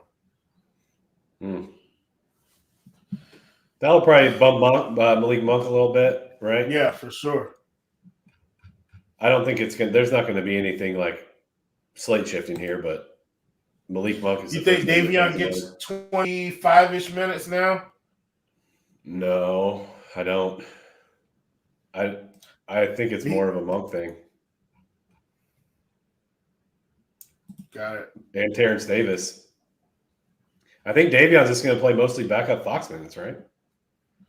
Yeah, I mean, he's been around in the 20s anyway. I was just thinking if he got 3 more-ish.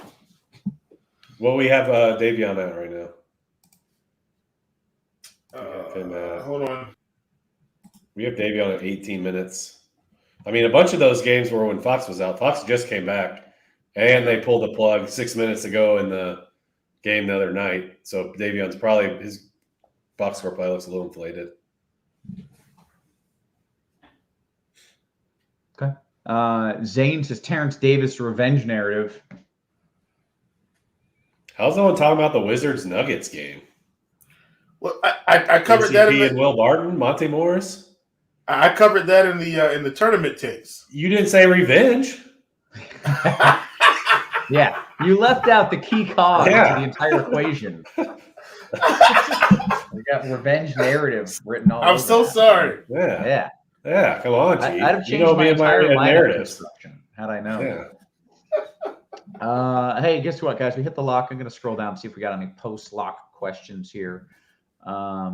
Means, what is your generic way of addressing someone? Like mine is homie. Like I'll text you like, hey, homie. Or what is your generic? Is it, do you go bro, bud? I'm not a big bro guy. Not a bro guy. I'm a big man guy. Bro, what's up, dude? Dude, yeah, dude is good. Dude works. Yeah. Chief, you got like, to. What's up, dude? I'm like, what's up, dude? Just like, I mean, I'm from the South. What's up, sir?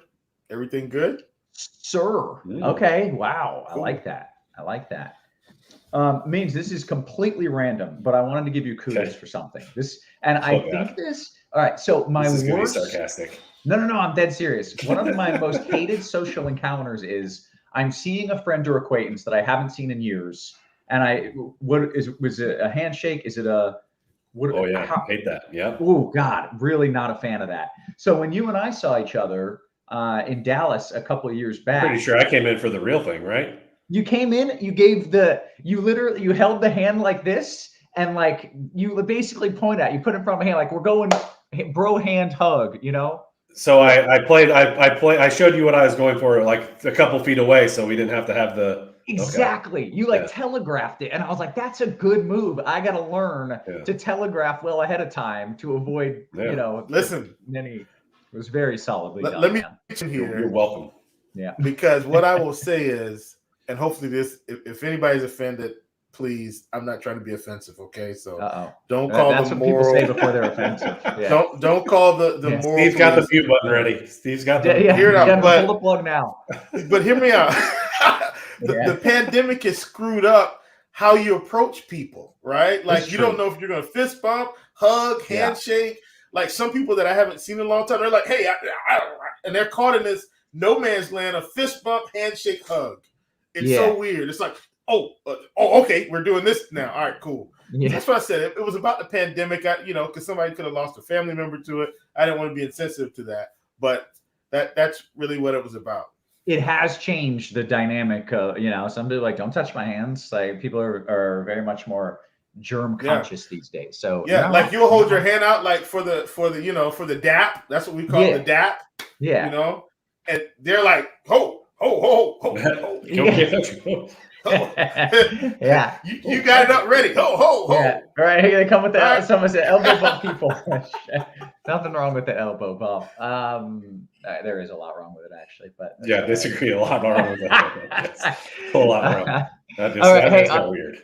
Yeah. On that note, it's just it's like hard to do the elbow bump. It's like let's be honest. Yeah, it's just. Can we at least just do the Bash Brother thing? Like just do the Bash Brother thing. Cool. Yeah, that's especially if you got guns like Roth, I'd be like clamoring to do that. I'm out there all day. Okay, hey, with that, we are gonna get on out of here. That was a fun show as always, an informative show. I think I'm gonna win some money, and I got to get rid of the entire Knicks. Brunson's not playing. Jammed in like quickly. You got Quickly and Randall, don't you? I have Quickly. I thought Barrett was. Yeah, he'd be fun too. Yeah. Yeah, but now they're all out. Okay, and my beautiful daughters and wife are home, so I am going to get on out of here for Means and for Chief and for our wonderful production team, always working hard behind the scenes. Guys, we appreciate you. We love you. We will catch you tomorrow. You have been crunched.